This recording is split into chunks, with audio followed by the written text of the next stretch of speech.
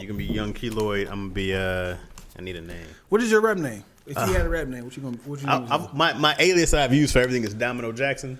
But Domino Jackson. Yeah, but I gotta find like a real like second rap name. Second, rappers don't usually have second rap names. No, like people got like there's Jay-Z and he's Young Hov and there's how many different names. There's Kanye and then there's Ye and there's Yeezy and you know what I mean. These cats be having mad names. I think a lot of rap names could also be stripper names.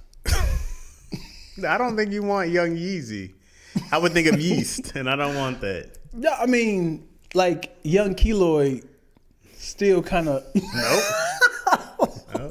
Yeah, I don't think so. If you think about rapper names, they still sound like stripper names. Wait, do people know you can rap? People don't know you can rap. You got a bar memorized?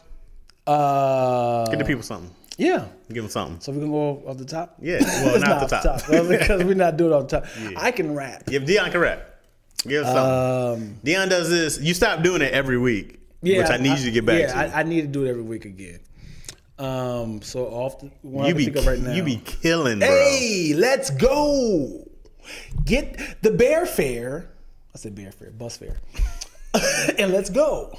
So I'm spitting solar eclipse. I got you seeing this fire. I'm feeling like Cinco de Mayo, but I'm secretly vile. Let's get acquainted. How you doing? Let me read off my bio. I live in Los Angeles, born and raised in Dayton, Ohio.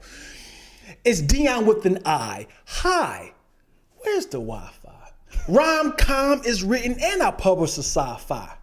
Revolutionary breaking these rules with my broken fingers. My biggest problem is finishing that. Nice. I wish my flesh wasn't lazy. I would be owning these clubs. Now I'm stuck at this crossroads, crazy busy bone thugs.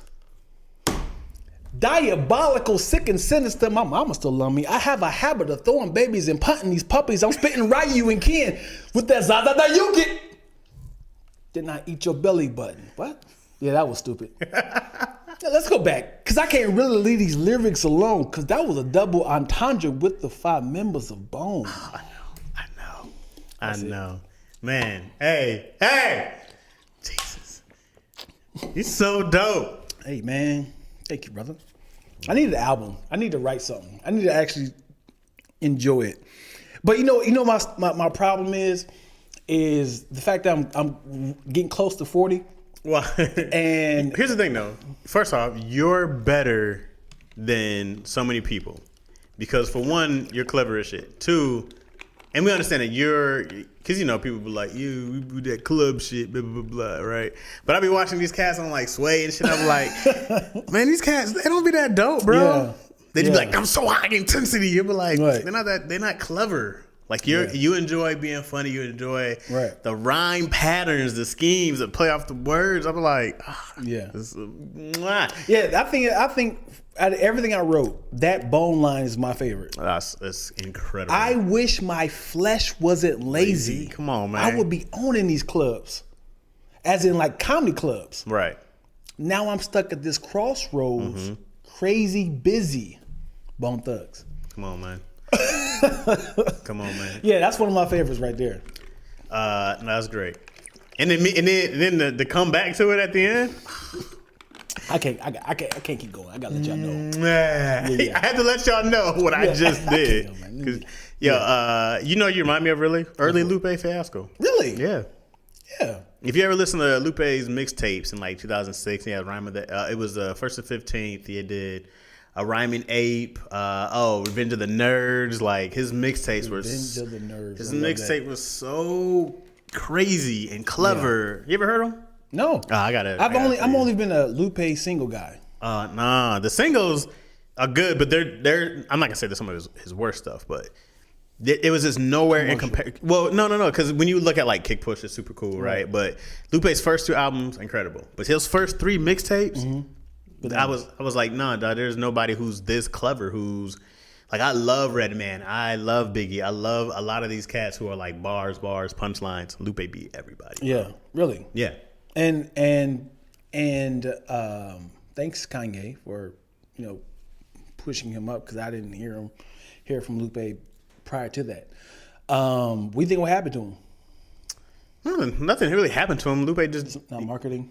no. He just I know he got with like Atlantic Records and he didn't like being on their label because they wanted him to do commercial stuff. And Lupe was like, well, I'm not a commercial dude. He's like, I'm a punchline kind of guy. So I think when you heard the not the Cool, but the first album, Food and Liquor, I think that's a lot of what Lupe wanted to do. Right. And I think the Cool is definitely what Lupe wanted to do. And I think when you got to Lasers, that was more of what the label wanted. And the label was like, hey, we want... Because then you saw a lot of songs with Trey Songz, and there was a lot more singy songs. Yeah. And you saw like a lot more. You saw the whole style change. And then when he got out, he started doing way more political stuff. And, it kind of happens with like... When he got out. When he got off the label. But then you start seeing like... stuff with like... you remember... not Tech Nine. Who was the other dude? Immortal Technique. And he was a guy who was like so dope, great rapper, but he was like political. Who was the other cats? I know you're talking about the guy who went Christian too. He was on his early stuff. Gemstones. Oh, you're talking about Gemini? Yeah, he's Gemstones now. Right. Yeah, no, not him necessarily, but no, there was not Raz Cats. Who are the cats? Dead Prez, like Dead Prez. They're great, but they also do a lot of political, blah, blah, blah, blah. Like, there are these cats. Those guys don't get a lot of attention. You're like, oh, great rapper, but they're on this conscious level. They don't get the radio play. Right. They just don't.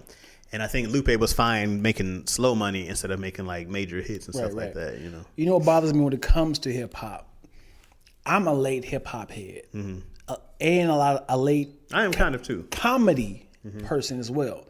I hate when people get upset with my top 5 and my influences when it doesn't include theirs because they grew up with like Big Daddy Kane and Richard Pryor, like all these older people. And I was like, no, I came in late. Like I came in when it came to hip hop, I came in loving rap from like Cash Money. And like, right. So I came in late and No Limit. Like I had all No Limit records. Like, man, you got to listen to Rakim. You got to listen to LL Cool J. Like at that time, they're kind of like phasing out. And I was like, now when you're older, trying to listen to old raps, like, man, we don't talk about boombox no more. Right. We don't talk about like yes, it was new. It's revolutionary. And that's how I feel about, I don't want to get away from this subject, but that's how I feel about Star Wars. It was fresh. It was new. I don't think Star Wars is that great. But the fact that it was like, yo, this is groundbreaking. Yeah. Nothing has ever been on How movie. old were you when you watched Star Wars? I'm talking 2001 for the first time. For the first time? Yeah, you were I was grown up. like, man, what is this? Yeah. No, when you watch it as a kid, you go like, it's groundbreaking. Yeah. You know what was groundbreaking for me as a kid? Quirrell. I can't even say it. Quirrell. Krull. It was about this little star that it had like an eyeball on it, and you throw it, and it was. I'll show you. I gotta show you. What? It's an anime or something? No, it's a real movie. Krull. It was like an action movie? No, it was like a real life movie, 1983. This movie right here, and it had like this. It was a weird, like, this was my Star Wars. Like, it was so, it had like this devil in it, and like they had this man. It was dope. You watched this movie? I watched this movie once a week. This morning. It was groundbreaking to me, and I was like, man, this is what life is about. But yeah, that was for me, and I didn't see Star Wars. I mean, I always get Star Wars and Star Trek mixed up. Oh, like growing up, and I heard people say, I can say when you're a kid, sure. Like that little star thing right there, and it flipped over, and it. Man, dude, you have no idea what this was. I typed in Krull. Yeah, Krull. If y'all haven't heard of Krull, please show your love. Another movie that was groundbreaking for me. It's not even groundbreaking. It was like, I watch this all the time. Gods Must Be Crazy. No. Jesus, man. Gods Must Be Crazy. The Gods Must Be Crazy. Oh, and it had 2 of them. It was like a fake documentary of like this African movie right here. And it was so funny. It was like a dude that was like commentating like this documentary of this African village, and it was fake. but everything in it was so over the top. Okay. So I don't know why I thought it was funny. Drop Dead Fred was another one. Okay. But yeah, this is my life in childhood. Yeah. Mine was dumb. Mine was like for it. Ninja Turtles, Surf Ninjas, Three Ninjas. A lot of ninjas made up Yeah. my childhood. All cartoon based. It's still why I watch cartoons now to this day religiously. Transformers, blah, blah, blah. And then it was sitcoms. And then it was Fresh Prince, Family Matters, that whole TGIF, Martin. It was all. I never saw the Cosby Show. What? Yeah, never saw the Cosby Show. Oh, Cosby Show was great, bro. It was great. I heard. I mean, I was more of a movie guy and outside. I love to go back. I watch a lot of old sitcoms. You know me, I'm a student of sitcoms. So I've gone back. I'm trying to watch, not all of them, but at least see like a few episodes. Like there was this one I love called KWRP in Cincinnati. Yeah. With Tim Reed, bro, Yeah. and some other people I don't know. It's great. But like I Some other people you watched. don't know. Yeah, it is, But there were stars back in the day. Like I don't know you. Yeah. But I watch a lot of old. Night Court? Night Court was. No? I remember as a kid, I didn't like Night Court because I had to go to bed, and I just remember I forgot like the theme music for Night Court. Yeah. Dum dum dum. I remember like not liking Night Court, and it'd be kind of boring to me. I was like, it's not. When you're a kid, you like Frasier would have made me nuts as a kid. Yeah. Even though I like it when I got older, I watched it and I was like, oh, Frasier was great. But as a kid, Cheers used to bore me. Yeah. Cheers. I was like, what's the big point of these guys sitting around a bar? Yeah. This guy's a mailman? Very cheap. cares? Very cheap production company. Oh, yeah. But now, you go back and you see like, oh, man, that's great. I watched Abbott and Costello had a show. You know Abbott and Costello, right? No. Lou Abbott and... the quiet dude in the... No. So Lou Abbott and Costello was like, they did Who's on First? Uh-huh. Oh, yeah. You know the Who's on First bit? Yeah. They did that originally. That was like their big claim to fame. But they did a bunch of movies. They've done a TV show where it was just, I think it was just called the Lou and Abbott, Abbott and Costello show. And anyways, it's exactly where Key and Nicole came from. Like exactly. They came out in the beginning and they're talking to the crowd, and then they went in. The dude got a job at the pharmacy or like the drugstore or whatever they were working at. And I was like, wow, I didn't know the influence. It was pretty much a remake of Abbott and Costello. But when I go, and that was in the 50s. I think that was like right before like I Love Lucy, or maybe around that same time. So what is the guy's name that's in Vegas that... Talking about Penn and Teller? That's what I was thinking of. Yeah, no, way back. But, I watch all these old guys, bro, and I go like, because I want to see what made you special. Right. Like when I watch I Love Lucy, it's undeniable what made her special. I go like, easily to me the greatest sitcom of all time. Easily to me the greatest female comedian of all time. I mean, one of my... Not to say females are like disrespectful, because she's one of my favorites. You talk about my comedy influences, right? She is up there. Yeah. She's up there. Sinbad is up there. Yeah. Cedric the Tanner's up there. Jingle All the Way. Yeah, like those guys. Chris Farley was like one of the biggest people I saw. I was just like, y'all, the energy, the bam, bam, bam. I'm like, that. Yeah. Made me just like. Yeah. I wanted to see big expressions and big, so. And also when it comes to writing in the 40s, 50s, 60s, and 70s, it was very little influence. It was all talent. Well, you know what? I thought about that. But then I go, before TV came, because this is what people don't know. Fred Sanford, what was the show? Sanford and Son is off of an English play. Really? Yep. And I forgot what it was called, but it's a not a reenactment. What do you call them? They reboot? Kind of. It was kind of just like how they did The Office. Was originally English, and then it comes over here. But it was exactly that. I Love Lucy came from a show that Lucy did on the radio, on the CBS radio, something called like something wife. It was like a crazy wife show or something like something husband and wife show. And then she did it for a pilot for CBS. They didn't get picked up. She did a movie with Ricky. This is how much I know of I Love Lucy. She did a movie with Ricky Ricardo, Desi Arnaz, called Too Many Ladies, Too Many Women, something like that. And that's when they met and they fell in love. So then she tried to pitch the show that she did on the radio to CBS. They turned it down. And so she tried to pitch a version of I Love Lucy. They didn't like it. She took it on the road. And she did like a vaudeville act with her and Ricky. And then CBS bought it after that. Like, it was crazy huge. Hey, we heard you doing some some fire. Yeah, over because in she already had a Minnesota. relationship with CBS. Because of course but that was my point. Was like before TV, all these shows were on radio. Like so, like Gunsmoke was radio. Right. You know what I mean? Like all these shows were already existing, either on a radio form or a play. So I don't think that necessarily came from other places or like they were all original. I was like they were either plays that were so many back in the day because they were only live productions, or they came from other people's stand up. Because even when I looked at Mel Brooks and he talked about his stuff back in the day, and you know, when I read Dick Van Dyke, when I look at their stuff back in the day, I'm like, they were groundbreaking, but they all had people they watched and they loved. They just wasn't TV. Right. A lot of them were radio stars, you know, and you had to see them live. They don't have as much access as we do, because now it's but it was easier. It was so much easier to make a star then. Sure. Because there was 5 networks, if that. Right. And it was like, this is who we're pushing. This is who we're pushing. So if you became huge, you were the biggest thing ever. Yeah. Like I Love Lucy, we see it now and it's all over. They make $20 million a year still, all just off of residuals. Wow. $20 million a year. Who was they? I Love Lucy's family. Just from Eaton residuals. Eaton. $20 million a year. Do you think Martin is making that?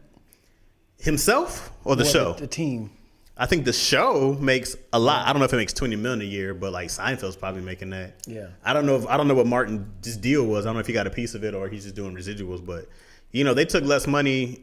I know way too much about I Love Lucy. Right. They were paid as a couple $4,000. They asked for $5,000, but they took less money to have ownership of the show. Wow.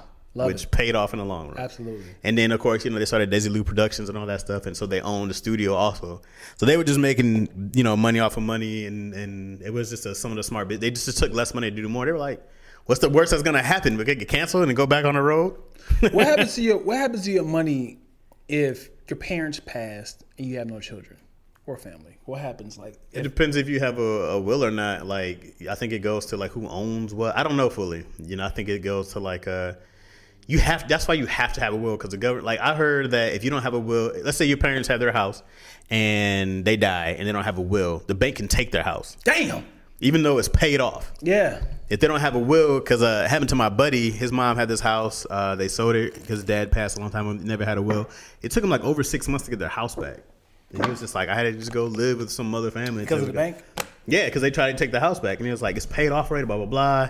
But they were like, "Well, he's next." But man, they'll tie it up. They'll try to negotiate with him to say, "Well, we can give you this X amount of money for this house." And the funny thing is, you said the bank. The bank. I don't know. Because what bank? The bank that owned it before. Whatever bank owns your house. What if I just what if I came in, bought the house outright? Somebody owns that. You can do that, but you know, somebody owns that property. Somebody owns that entity, whatever it is, right? So, because if you were selling me a house, yeah, and he was like, "Hey, you can get a loan with this bank." The government owns your house, no matter what. You pay property tax. You don't own shit. Wow. You can own your car, but when it comes to United States property, you don't own a goddamn thing. Sheesh. You get to own the space above it until they want it, because you know they can kick you out. If they want to build a railroad or a highway through your house, they want to set your whatever you're around to a military base. They can kick you out of your place. They have to pay you, but they can literally move you. You don't own crap in this country. But you can own land, right? You can own land, but you still pay property tax on there. So you don't ever own anything 100%. If you own your house and own your property, why are you paying property tax? Why am I paying taxes on something I own already? That makes zero sense. Right. So you get taxed on your property, you get taxed on your wages, you get taxed in death. There's a death tax. You get taxed on the stuff you buy. Like that $30,000 you make is really $10,000 when you look at everything you get taxed. I'm getting sad. Yeah, I mean the car you buy gets taxed. Everything gets taxed. This is why we gotta tax check on how. And then you pay Donald Trump taxes. is only paying. You already get taxed, and then you still got to pay taxes. Yeah, we gave you too much money back. You ever have that? They gave you too much money. You got to pay them back for their mistake. And I found out the reason why we do income tax, because they hope that you die, so they don't have to pay you. Oh yeah. They say we're gonna take this money out through the year, and we're gonna pay you back at the end of the year. Hopefully, this nigga die. Hopefully, he won't make it to the next year, and we gotta pay nobody. Bro, I'm like, it's the biggest. It's all bad. I mean, well, but who's paying the government? So I get it. But they also could just make more money. But then our dollar would decrease. Yeah, you know what? This is why crypto and all this stuff scares banks, because no one's in control. Well, the people are in control. All right. And if I say this cup is worth $60,000, and you say, I'll pay you $60,000 for it. This is now currency. Yeah. Right? That the government can't control. It's unregulated, which is why I think there's a bill to pass like soon enough going through crypto, I think in 2 years, something like that. That's going to be like, well, you have to get taxed. You have to report your crypto earning and stuff like that because they have to get inside this money. Now, I don't know how in the hell that's a legal thing that the government can just say, oh, you have this thing that's unregulated? Well, we're regulating it now. Right. The government can just do that, which is crazy. And they go, we made this to be unregulated. It's worldwide currency now. Yeah. That's what's nuts. And I'm thinking about how did somebody come up with this concept? Because just like you said, if Eddie Murphy had a Geo Metro and he had said, I'm going to sign my name, Eddie Murphy, on the glove compartment, and I want to sell it to the highest bidder. Now he's putting value on a car. Yep. So somebody was thinking like, we can do that when it comes to money. Who is this? The dollar is the same as $100. Bro, that's why we can sell each podcast as an NFT. And you can go, hey, we're going to make a podcast and only one person can own it. Right? And then somebody buys that NFT, and if they want to go put it out there, they can. You know what I mean? Yeah. But otherwise, we'd be like, hey, I told Tony Baker when he was doing the songs, the ringtones. Yeah. So you should just auction off an NFT. Well, that's a fire idea. I'm a genius. But Tony was like, no, man. I don't want to do this. Because it's work to build something. Like, you know what bothers me? It's really so easy to do. But you got to definitely register that item. It's so easy to do. It's still like $5,000 to register. You as talented as you are should do some NFTs for way more stuff. I mean, even if you wanted to do whether they're lyrics, whether they're some of your like drawings, like you could do whatever you wanted to do and put them up into one of these. You can do like Coinbase or whoever has like an NFT market.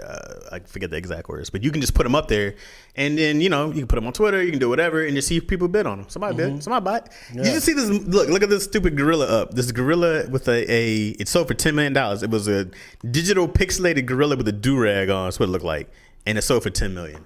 On so NFT. What am I looking at? Gorilla what? Just put gorilla do-rag NFT. That's what it looked like. And then it sold for $10 million, bro, and I couldn't believe it. That right there. So this one had like a blue do-rag, but these are all different NFTs. So that one sold for $9,000. This one, oh no, that's not it. I don't see it on here. I don't see that one on here. I don't know what it is about these gorillas. I feel like it's a mockery of black people. But anyways, he had like this little blue do-rag on, and that's hilarious. That's racist. Yeah. But dog, these things are like selling for, and they're so simple, and they sell for crazy money, bro. Yeah. And I don't get it, but now they're doing the metaverse thing, right? And people are buying land. Buying land. This is what I don't. This is where I draw the line. I was late to get in the. So here's where I go. Like, all right, man, you got a choice. You can either just get in, right, and somehow this makes sense. But I also don't understand. I'm like, are we just making the virtual world what it is now?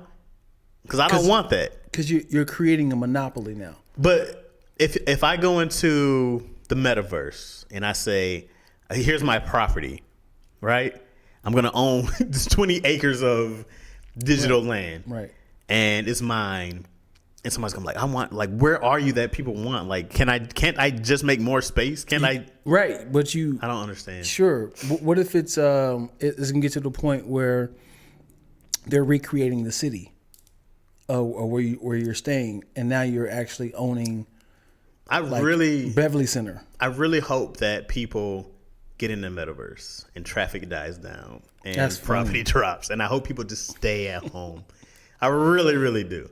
I hope people get jobs in the metaverse and they make money, and I hope people just get out the real world. Terrified. I hope they all just get sucked in there. Somebody was like, yeah, I went in there. I just read a whole article about it this morning about somebody went in there. They went to a jazz club in the metaverse. We could open our own comedy club in the metaverse.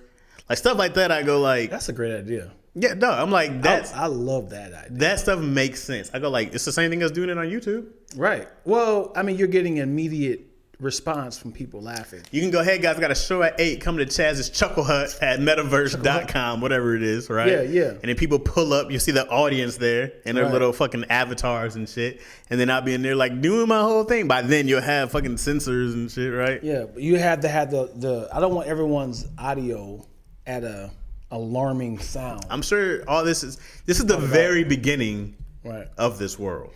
You know, you have to have like the Oculus or whatever. Yeah. Imagine doing a whole set in your house by yourself, having the time of your life, doing a show virtually for hundreds of thousands of people in your drawers. Because in the metaverse, you have a tuxedo on and some Jordans. Remember, so Kev, so smart, did his keep your distance. Mm-hmm. It's the exact same thing, just in the metaverse. People are at home who can watch it. He can perform. He would just be a pixelated Kev and a pixelated audience. Right. And that scares the shit out of me. Because I go, whoa.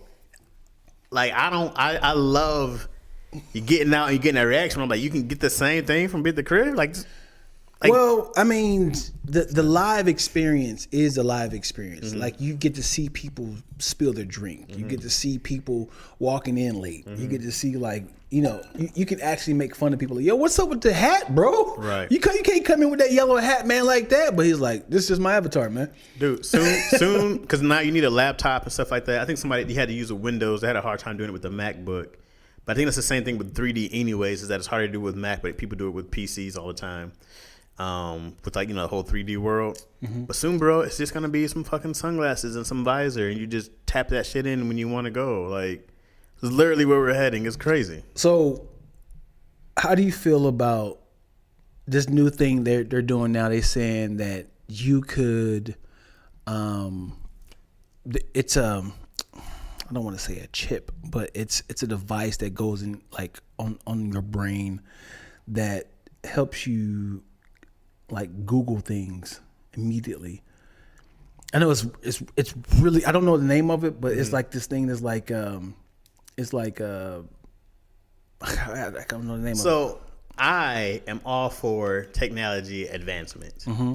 I love everything that makes everything easier. Because when I think about typing something, I go like, I just want to think it and it goes in. I think it's that's what I want. I want something that I just free think. Will away. What is the Google chip in your brain? So if it's like, it was 1946 when Abraham. No, not Abraham. It was Malcolm C.J. Walker. The only difference is that you just don't have to go to your phone and do it. But if you're having a conversation, you're lying about the knowledge that you know. No, you're not. Yes, you are. You know it. It's right. As soon as you Google it, you know it now. Because you can honestly be like, I don't know. Let me check. That's the difference between... You can still say, I don't know. Let me check. Oh, I know now. The only difference is that you have to go to your phone. What I miss is when you can lie about stuff and people go look up shit. Now I hate that. He had 6 touchdowns. Did Barry Sanders have 6? What are you doing? Look at this. What are you doing? I hate that. Yeah. You could just lie and make up all kind of stuff. People go like, that wasn't the Spanish War was in 15 something. I'm like, what are you doing, bro? A lot of people don't realize this, man. Emilio Escobar used to be a woman. Yeah. Like my daughter, I plan on telling her all these lies. I'm like, she's going to just go look it up now. Yeah. And like, I can't believe nothing my dad says. Mm-hmm. I'm like, no, man. You're supposed to... Dude, for the longest, and this is before Google, I thought that the color of your... your skin color is the color of your bowels. Why did you think that? My brother told me that. So he has said the reason why our dookie is brown is because it matches your skin color. And he's like, white people have their color skin. They have like this. How much is your older brother? Yeah. How much older is he? He was 11 years older than me. 11 years? Uh-huh. Oh, yeah, you and believe he was him. like, yeah. So he was like, white people don't boo boo outside. You know what I'm saying? He's like, but when you see the outside, it's all black people. We live in the hood, man. And I was like, man, that's crazy. So you remember when like dog dookie, like it gets dookie. It does sound disgusting. It sounds like stroganoff. That's such a strong word. That word punches you in the face. Stroganoff is a delicious meal. What do you? It is, but it's like stroganoff. Well, how can you make that sound good? You about to get this beef stroganoff. That's like a sex position, don't it? A stroganoff, maybe. About to hit it with this stroganoff. Hit it with this beef stroganoff. But yeah, you know when dog shit. Yeah. I was outside. Much better word. Yeah. And it dries up, it turns white. I was like, oh, finally got a white person outside. Yeah. Oh man. So. That's hilarious, bro. I forgot where we were at. Right, yeah. Digital world. Metaverse. Yeah. Do you have Oculus? I don't. I should get one though. Have you ever been in one? I never have. Yeah, it's crazy. It's crazy how goggles can control your world because obviously what you see. Yeah. I did a Star Wars experience in one of these malls, which you like go through the maze. That was really dope. And then they had, but that one you felt the heat. It was like a lava pit. I was like, ooh. And then like Darth Vader came at us, and I really got scared. Yeah. Because at first I was like, yo, he's fake, right? And then I was like, he's fake. You know, I was like, sure. Yeah. Then the truck comes, you're like, ah. There's a zombie one that I've done when you're in the back of a truck, and with the goggles off, all it was just hose of like a dump truck, so you can stick your gun through the hole and then shoot the thing, and then the platform was just kind of moving around like this. So in the virtual thing, which was like a fake little back of the truck bed, and you have like 4 people that you're shooting with, so you see zombies trying to get into your hole, right? So then it gets crazy because the door flies open. Oh, Jesus. And now and then the driver's like, I ran into a rock. I'm trying to get the thing. And now they're coming in, you shooting like this, and your head like there's clearly nobody coming. Right. But they purposely put like in the employees, they had like broomsticks and they're doing like this. So now they're kind of tucking you on through the holes and stuff. That's hilarious. Yeah, it was fantastic, dude. Fantastic, that was great, bro. Yeah. I'm telling you, when video games like when you can do that at home, I'm never going outside. Never going. That's great. Video games, I love them. I don't know how. Before internet, we all had the same patterns of blowing the cartridge. Nintendo did not say that at all. No one ever said, "Here's what you do." Right. Which is crazy because I don't know. I was like, I don't know if I always wonder if white people did it. Right. Yeah, they just probably bought a whole new system. I don't know what's wrong with my game. It's getting over, Mom. Stupid. Yeah, I don't know. I was always wondering, I was like, is this because you go? Everybody has a different method. Right. Like, nah, man, you got covered with your shirt. You had that guy. You had the. Yeah, like people. I was like, everybody had a different technique. Only thing they had was like the alcohol and Q-tips to kind of clean up because you just spit in there and stuff. And then I think Nintendo even later on was like, don't blow in the game. Yeah. But you being there. Yeah. So did you do this? This is something that we did a little bit more. We pushed it all the way down and then put another game on top of it. And then like a butter knife on top. What? Right. Because it was something about like when you push it in, you push it down like that. Right. And it comes up a little bit. Right? So what we used to do is we used to push it in, bring it down, get another game, put it on top of it, and it always worked. But it'd be like a little tiny little slit at the top, so we put a butter knife on top of that. Just so it stays down. So ghetto. Yeah. And it worked. Yeah, it worked. And also, Nintendo didn't have the like continue or memory cards. No, so you had to keep the game on. And that thing overheated. Bro, I tell people like I was just playing The Last of Us. Part 2. Game? Yeah. It was like it won like Game of the Year. The first one won like Game of the Year, zombie apocalypse game. Last of Us. I love zombies. Yeah, it was great. And then So now you die, you just start right exactly where I died from every time. I'm like, bro, How? I had 3 lives. Right. And then even when Super Nintendo came, you could save, but you still had to go back to the beginning if you died. Yeah. And now games, bro, you don't have to. You just die. You come right back where you. It's And literally right back. How does it figure it out? It just like exactly like wherever I died, I'm right back there. Like So just there's no right checkpoints? back. Yeah, you can do checkpoints, but still, it just wherever you die, you're right back. Like you don't start at the last checkpoint. You just go boom right here. What's your video game that made you say, "I love life"? Oh, all of them. I'm such a video game fan. I would play all We'll go day. Nintendo. Let's do each system. All right, Super Mario 3 was crazy to me. Castlevania was crazy. Nah, one game. Don't cheat, man. Okay, my bad. Nintendo was Super Mario 3 is one of the greatest games ever. Okay. So Super Mario 3 was always crazy. Super Nintendo, I loved. Oh man, so many games. I loved Super Mario World where you could fly with Mario Yoshi. fan. I'm a Nintendo fan to death. But because it was gonna be that or Zelda, but when you could fly with Yoshi, I thought that was the craziest thing. And Yoshi would eat a turtle, spit it out. I was like, and throw fireballs. I was like, this is, bro. My mind was blown. It's still blown. Yeah. I go like, this is crazy. And then Sega. Oh man, so many great games. I remember like Toe Jam and Earl was fun. Vector Man was fun. Earthworm Jim. I loved Sonic and Knuckles though. That was like I loved being Knuckles. When I could beat Knuckles, that was like one of my favorite characters ever. You see him on the movie now. Yeah, I see. I can't wait. I can't wait till that comes out. I like the first one. So what's after that? I didn't do Dreamcast. We were. It died quick. It died quick. So I didn't do PlayStation. I stayed Nintendo. Oh man. I had a 64 GameCube. I have every Nintendo system. I wish I still had them all. So I think after 64, man, Smash Brothers came. Oh, god damn. Whoa. Okay, hold on. Because GoldenEye came, but yet Ocarina of Time came. What's called? Ocarina of Time is Zelda. You never heard Zelda Ocarina of Time? Changed gaming. Ocarina of Time changed gaming. There's like 3 or 4 games that changed gaming forever. Grand Theft Auto 3 changed gaming forever. That was like the first open world.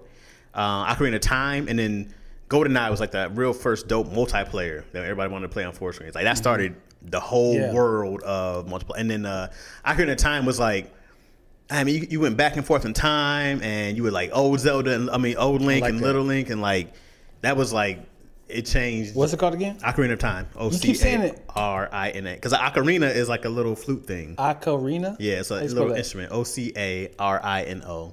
Ocarina of Time. He played the thing and he transferred back in time. It was great, bro. Great game. And this is what we'll get. What system? It was 64. Yeah. But you can play it on Switch now. They have the whole little Nintendo Online thing you can play. And then, oh man, I forgot Metroid. So many good games, bro. I love Nintendo. Smash Brothers, I'll be playing all the time. So are you an Xbox or PlayStation person? PlayStation over Xbox. Because when Xbox first came, that controller was this big, and you had to hit everything. You had to play Xbox like this, like a little horny little kid. I was like, "What are you doing?" Oh yeah. And then Halo was the only real game, and I was like, But PlayStation, man, it had so many. But like I said, I was still Nintendo, so I had the GameCube after that, which was great. GameCube was crazy. That's when it had all the Metroid games, and Nintendo Switch had the N64 had the little trigger button. That was the first time that Z button was on the back. So we're playing GoldenEye. You're really shooting people. Oh, great. Genius. Yeah. Genius. So I would have to go with Nintendo. I never beat Mario 1, by the way. Oh, what? I know. I made it to the last board and just never finished it. You gotta go back now. No. I seen somebody beat the whole game in 6 minutes. Crazy. So I would have to go with Nintendo. I would have to go either Kung Fu. Oh, Kung Fu was fun. Or Excite Bike. Excite Bike was fun. Yeah. Those are my 2 favorite games. Or Paperboy. Paperboy is dope. Man, it's crazy, bro. So those are all 3, fun. Those 3. Duck Super Hunt was Nintendo. fun. Remember the Olympics? Yeah. That's past. Oh, Mike Tyson's Punch Out. Ah! And then we got the whole sexual allegation. He said, it's called Punch Out now. Yeah, it's just Punch Out. No, Mike. We gotta keep this game going. Remember Simpsons did Roderick Tatum or whatever his name was? What? Riddick Bowe? No, Roderick. No. Simpsons always had their version of Mike Tyson. Oh, I thought you said His name was like Roderick Tatum. He's like, yeah, I mean, I just want to compare. Yeah, that's funny. Yeah, man. And then I for just play games professional. Oh, Street Fighters, Mortal Kombat. Well, that was on Nintendo. Killer Instinct. No, Mortal Kombat came out for Sega. It might have been Super Nintendo. Add the blood code. Yeah, I mean, but that was the game. Like Street Fighter was first, and we were like, "Oh, Street Fighter's dope." But then when we had Blood in Mortal Kombat, we were like, "Yo, it's a game changer." And then that's when everybody was like, "This is not for children." Nobody talks about Street Fighter 1. Street Fighter 1 was great. No one talks because Street Fighter 2 Turbo was what killed, changed everything. It did a number. People would say Street Fighter 2 Alpha, Street Fighter 2 Turbo, Street Fighter 2. Yeah. But then there was a Street Fighter 2099. Was it? Yeah, and it was, and I feel like it was the original Street Fighter, but it didn't do well, and then this game right here, and his name was Ken. And it was 2010. That's crazy. We already passed that. You said 2099? I did. So 2010, and he had the same powers, but I feel like it flopped. And then I seen Street Fighter 2, and it was a whole different a thing. So I was like, what just happened? So I remember playing this first, 2010, Street Fighter 2010. Anywho, I would have to go with Kung Fu. Kung Fu was great. Super Mario. When it comes to Super Nintendo, I would have to go Mario Kart. Mario Kart was great. Still fun. Yeah. Because of that, because of Super Nintendo, I'm still a Mario Kart fan. Mm-hmm. After that, I had a Sega. Golden Axe 2? I never played Golden Axe. Oh man, dude! I remember playing. My buddy had a PlayStation. I remember playing Road Rash. I'm sorry. Go ahead. Road Rash was like the new form of Excite Bike, and you're just this biker. Like you was in a motorcycle, not a gang, but you were like in these motorcycle races. And if you hit old ladies, whoever you hit, you got more points. You could hit each other with bats and stuff and whips and chains, and it was great. Man, I'm looking at these games now. Yeah. Let's see what you're talking about. Oh, Crash Bandicoot. Shinobi. Crazy. Shinobi was great. Yeah. NBA Jam. Oh, he's on fire. Yeah. NBA Jam was great. We had Moonwalker on here. They play Moonwalker. No. Riddick Bowe. No. That's still we got to figure out an alternative. But yeah, for Sega Genesis, I gotta go with Sonic. I gotta go with Sonic. I played every single Sonic game. Yeah, I hate that they bought them out. Nintendo was like, you ain't doing nothing with this classic. Well, Sega flopped on those Dreamcast. I almost broke them. Dreamcast broke them, and then Nintendo saved them. Yeah. But they went bankrupt. And Sonic was $3. Nintendo was like, "Gotcha, buddy." Sega. And then, remember the song they had? Genesis does. You can't do that on Nintendo. Genesis does.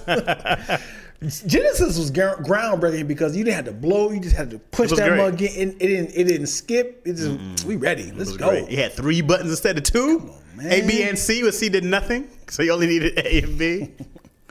But it had it on there. Yeah, it was on there. And Nintendo was like, "Oh yeah, we have the L and R." Was it Rage of Harlem? Wasn't that Rage of Harlem? What's it called? This one? Rage. Oh yeah. I can't think it was called Rage or something. That was pretty fun. Not Streets of Rage. Streets of Rage, yeah. Yeah, and then I remember Double Dragon. Yeah. I remember I used to love that. You know what game was slept on was free? Ultra Beast. Ultra Beast. I never heard of it. Yeah, Ultra Beast.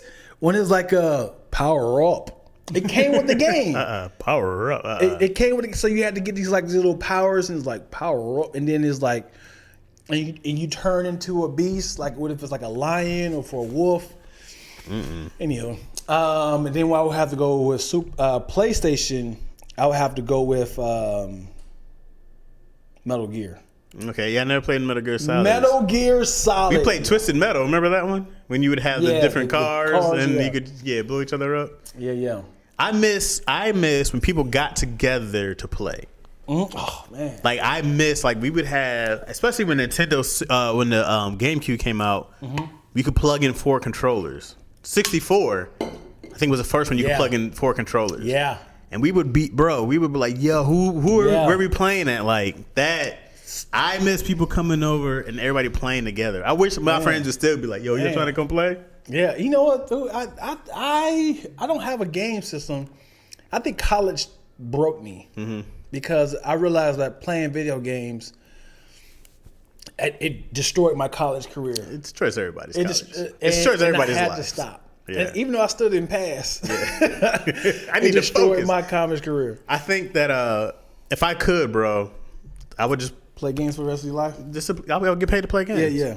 But not competitive. Like I love when somebody's like, "Hey, I'm gonna play this fun game on Twitch," and people watch you and they pay you. Yeah. But to play a game competitive, you got to really work and practice. I don't want to do that. That's too much pressure. Right. I don't like games where I love one-player games, or I play with my friends. But I don't like games where I have to work in like Call of Duties and people play Fortnite. I'm not because you got to do this all the time to be decent. Yeah. I'm not doing that. I like Quake. Remember Quake? I think I was on the. I don't think I was on the. That was on the like a PC. That was like it was like kind of like GoldenEye. It was you see the gun running like this, and it was like the arenas. Doom. Yeah, it was like that. It was Quake though. I'll say Quake. I don't think I know Quake. I know Doom. I mean, this game Perfect Dark, which was like that. That was on 64, I think. Also. Yeah.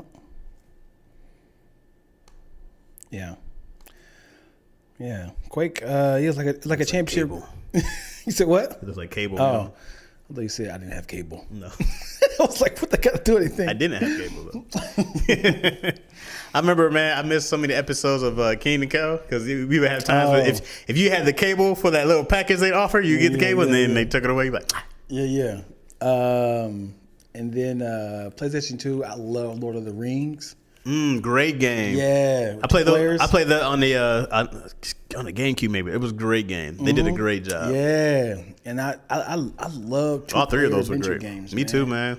Love it. I be trying to get Yo to play, man. I'm like, come play this. I need him. Yeah. She just like, I'm tired. It's 3 a.m. Come on.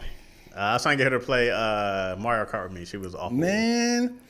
I want to get back into gaming, but I'm always feeling like, what am I doing? And I feel the same way when it comes to movies. Dude, I thought about this with work. You can always work, right? Like there's always something to do. There's always gonna be something to do. And I said, yo, fuck all that. I'm not gonna be always doing something purely to work, unless it's the most fun I can have. Yeah. I'm not spending my entire life working. I'm not. I love having fun. I think gaming has a stigma. That's it. Well, now that people can make money off it, you're like, my nephew, man, he's 14. All he wants to do is play games. And then, my sister-in-law was like, no, he needs to go. I'm like, yo, homie, you can play games professionally. You can play games and build, like you can just build online. You can go learn how to make video games and stories. You have to look at a new gamer as if I was like, you know what, man, I want to be in the NBA. Yeah, let me go. If he was a new gamer, he's been playing games his whole life. Let me go to the court and try to do a couple drills. You know what I don't like? I don't like this. Instead of people, when if I say I have a goal, I want to do this. People will spend so much time telling you why not instead of going, how can I help? If you said, yo, Chaz, I know I'm 30, and I know I'm 30 plus, but I want to make it to the NBA. I go like, well, you got maybe 2 good years, right? I'm like, yo, I know a trainer, bro. Like, go get fit. So you mean to tell me you're never gonna talk me out of something that could possibly be honest? Like if I was like. Here we go. Let's be honest. Here we go. If I was like, man, I've been watching the Olympics, man, I really feel like I can be like a gymnastics person. I would go, if you look at the stats, no. What? Because you're 6'4". You spending way too much time telling me that I can't do it versus you trying to encourage me. But I would say, what else is the goal behind that? If you say I want to go win the gold medals, I'd be like, well, Deion, it's gonna be a hard time for you to do it. But let's call some people. Kind of feel let's like get you're you a trainer. discouraging me, man. Maybe I go. I'm not trying to discourage you. I go, but what? Because it's like this. If I say, man, I want to be in the NBA, or do I want to get paid to play basketball? They're two different things, right? If I want to be the greatest gamer of all time, or I want to get paid to play video games, it's two different things. Do I want to be a great comedian? Do I want to get paid to be funny? They're different things. I go like those are different goals. I'm like, I may not be able to get you to get a gold medal, but what in this world can we do to make you money that you like from You're that? going to be my influence of saying, I remember when Chaz told me I can't do it. And when I win this gold medal Some people at get 47.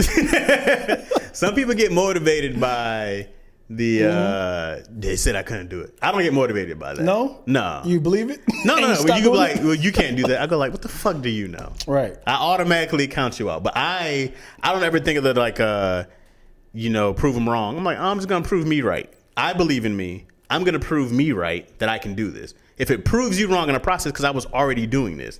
If I was like, Would you rub it back in their face if it happens? I don't have to. Yeah. My dad's an I told you so guy, and I always hated that. Like, I'm never gonna be an I told you so guy. But you don't have to say I told you so when you did something. You don't have to say I told you so when somebody bust their ass. Come on, man. You have to be I told you so. I'm not I told you so like, Deion, dude, I'm telling you, do not mess with her.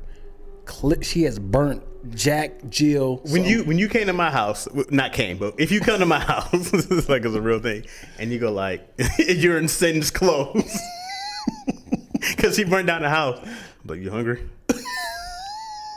Come on in, man. I don't have to say I told you. No, I mean, as in, yes. So it's like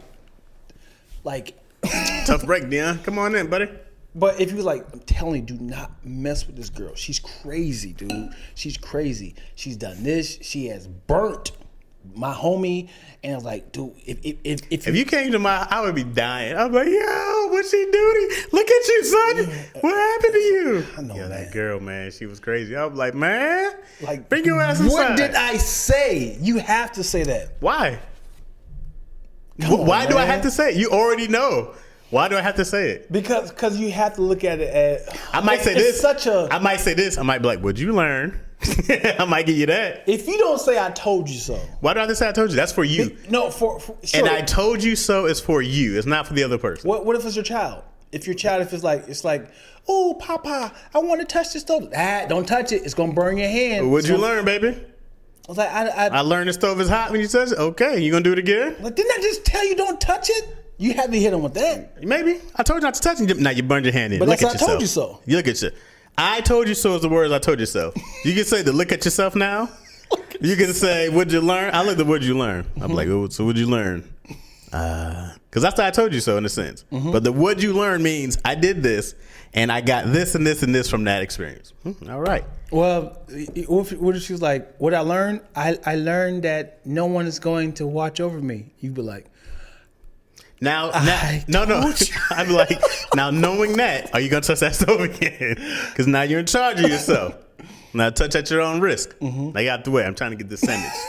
the sandwich, bro. I'm gonna let you play yourself type of person. Yeah, I'm gonna definitely. And then it happens again. I'm going to break you to say why. I thought you said you were gonna say I told you so. Now look at you. Why would you want to? Because, dude, I remember one of the podcasts of you were talking about of not having to say I'm sorry to Sabrina, that whole thing. And I was getting upset. I was like, just Chaz, let it go, man. But she's like, no, but why? Why do we have to say I'm sorry? Like it was a whole thing of about the party? not inviting Sabrina to the party, which we did. Yeah, and then he was like, hey, Sabrina, just wanted to let you know that I'm sorry. We even if we did, it wasn't intentional. And it was like, we didn't have to say you proved your point. It's like, no, I don't want to have to prove my point. Right. It doesn't make sense. So when it comes to prove your point, I feel like you have to kind of explain. I think I might have. You can explain to a point of like.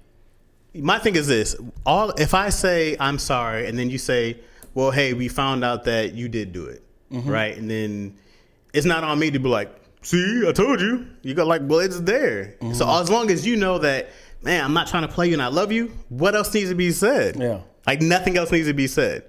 It's the same. I had this thing with Corey Holcomb we were supposed to do. It didn't go through, right? And then I remember Eric, Tony, and them were like, did you ask why? And I was like, it don't matter why. They was like, how you not ask why? And I was like, what's it going to change? They're like, well, I would need to know. I'm like, what difference is it going to make? I'm going to ask him why, and he's neither going to answer or not. What changes? Like, I don't give a shit. But what if life goes on, bro? You just keep going. Yeah, but what if you have always been my writing partner, right? And then I get a job on the next Transformers movie as a writer, and I end up hiring Jussie Smollett, just a random person. You be like, damn, what the hell? And I'd be like, you're not even gonna say, hey. Literally, you know I grew up on Transformers. You always ask me Transformers references. Why didn't you hire me? You just gonna leave it as is? I would ask you if it's personal. I'd be like, did I do something to upset you? But that's literally just, you said but I would ask because I would be like, if we're writing partners, we're in a business together. So then I go like, yo, did he sell me out? Did he turn his back on me? Like we're in a business. We're a business partners. Right. So then I would ask because we're business partners and we're friends. So I'd be like, yo, what did I do something? But if you said, honestly, bro, I just thought this person would be a better writer than you. That's for me to take and go like, okay. But you would take that person, wouldn't you? I'd have to, because then I go like, well, I try to look at I go either I didn't live up to what Dion was doing, I was slacking somewhere. I try to look at what I needed to grow, and that's just from the abuse of the years of abusing myself, thinking that it's somebody else's fault and not mine. So would you take it personal and do the same thing to me on the opposite side, or would you? Or would you honestly be like, it makes sense? That person he picked is a better person for me. I might. I'll go like, yeah, if you pick like, your daughter, I'll be like, Dion, come on, man. she's come on. She don't even know how to spell. She hasn't written anything. Yeah. But if you went and got Aaron Sorkin, I'd be like, yeah, man, I get it. Yeah. Right? I get that. He's a decent writer, But if you got somebody my equivalent, I'd be like, oh, you hired? Yeah. But again, it's like, why? What did I do? But my thing is, what happened here? Right. I'm like, why you pick him over me? I go like, what happened to us? Like, did I do something? And what is that considered? Is that curiosity? Is that jealousy? What is that? No, you're my friend. So I go like, because I have that problem as well. I'm always a why person. Yeah. Like when I see a lot of things happening, I'm like, why would they pick them over me? Now I want to know what that trait is. So it depends on the proximity, because a lot of times remember when you started coming to the studio, you literally just called me and was like, yo, blah blah blah. I was like, oh, come with me. It was that easy. Right. You just happened to call at the right time. Same when I got Ryan in. He came back from Michigan. I saw him. And then he was like, yeah, I'm trying to get back. And I was like, oh, come. Right? Literally got him a job just off of, I just saw you. Yeah. Right. And so that's a big difference of like the timing, blah, blah, blah. If I work with you every day and we talking, we're business partners, and you go pick somebody else, I go like, yo, what did I do to you? I'm thinking it had to be personal. Right. Because I'm like, there's no other way you would do that. Right. Or I'm like, and if you just say, yeah, I just had to make a quick business decision. I was like, you didn't even call me, dog. Yeah. Then you could have said, hey, this is going to happen, blah, blah, blah. I expect that from my friend. Right. If we're not friends, like Corey Holcomb isn't my friend, we don't talk. Yeah. I don't care.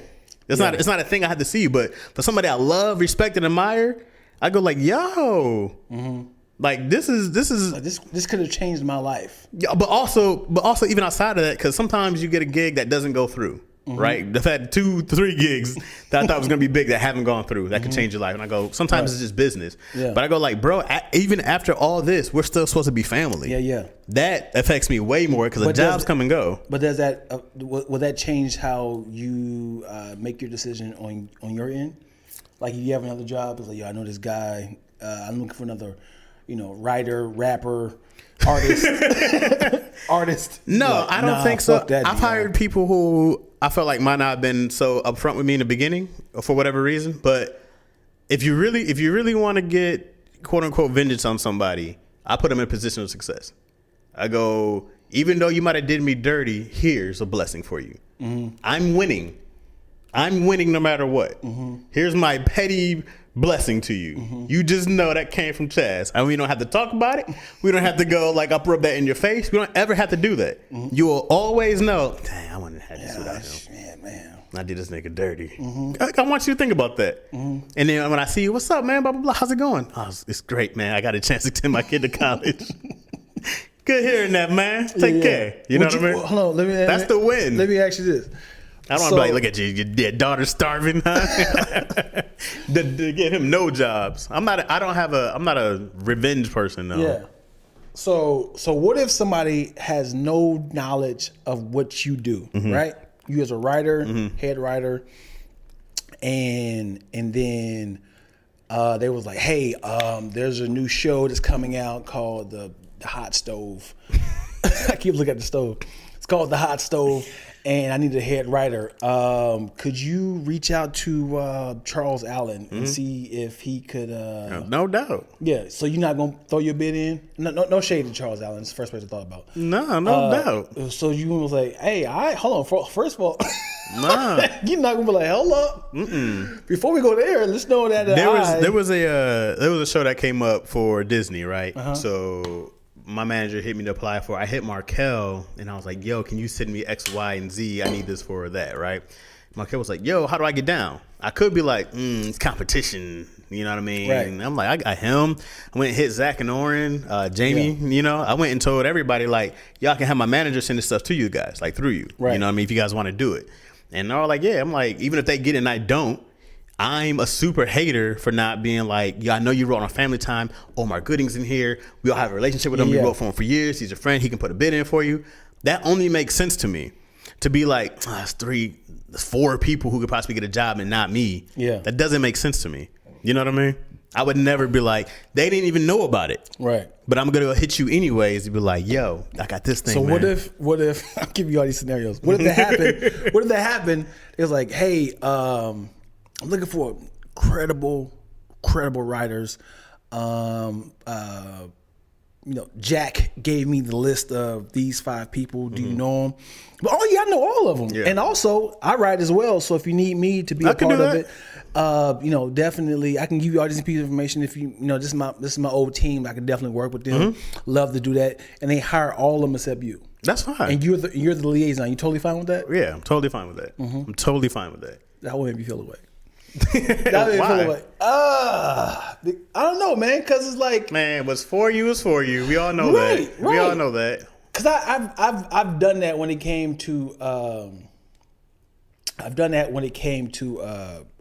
comedy show, and I damn near booked this show for this girl, and I get it.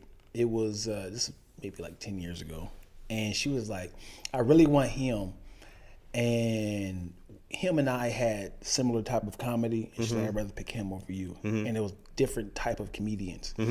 And I put my name out there, like, hey, if you need somebody else, you're more than welcome to, open up if anything. Yeah, I'll let you know. And I was like, hey, what happened? You literally booked everybody the names that I gave you. That was for me. I'm the booking agent now. And you couldn't put me on the show? Didn't even invite me. Didn't send me the flyer or nothing. And she's like, oh, no, because you guys, you I'd be more mad if you sent me a flyer for it. You can come. I'm like, bitch. That make me upset. You gonna send me a flyer or some shit you didn't pick me for? I booked. Can I get a booking fee or something? Right. No, man, I want to see. I know that the more you give, the more you get. And I know the more that I can bless somebody else and put them in a position to win, it's just going to help build us up in the long run, And I pick people that I know generally love me, care about me, People who have your best interests, people who have your family's best interests. Right. I don't really mess with a whole lot of people who don't fit in that box. I don't have a whole lot of contact with people who don't love me and my family and my friends. And same, I only want to mess with people. I do have a new rule though. Oh. I'm only working with people. I'm only not necessarily. I'm only hiring. I don't want to say kids, but like young 20-year-old people looking for the beginning start. I'm not hiring people in their 30s anymore. What's laughing at that for? Because I've realized that you are who you are when you're in your 30s. And I can't attest for everything that you are. I can't be like, yeah, well, this dude's cool here, he's cool there. Like, I only know you from who you project from me. Most likely a kid wants to learn. They're open. You can like, I can teach them a way to work. Yeah. You know what I mean? I go like, this is how we do stuff here. I can't do that with everybody. And I'm not also trying. When you get somebody early and you become their mentor, you're damn near gonna be in their biopic. You like you help a bunch of kids, teenagers and 20-year-olds. One of you niggas gonna make it. Yeah. And I'm gonna be my mentor, Dion Lackaroni. Yeah. I'm in the biopic now. Yeah, I'm just like, I'm at a spot now where I go like, I'm more than willing to train and help the youth. I want you guys to be great. But anybody who's already, because dog, there's too many variables of people, and I go like, you guys are who you are, bro, and I can't control.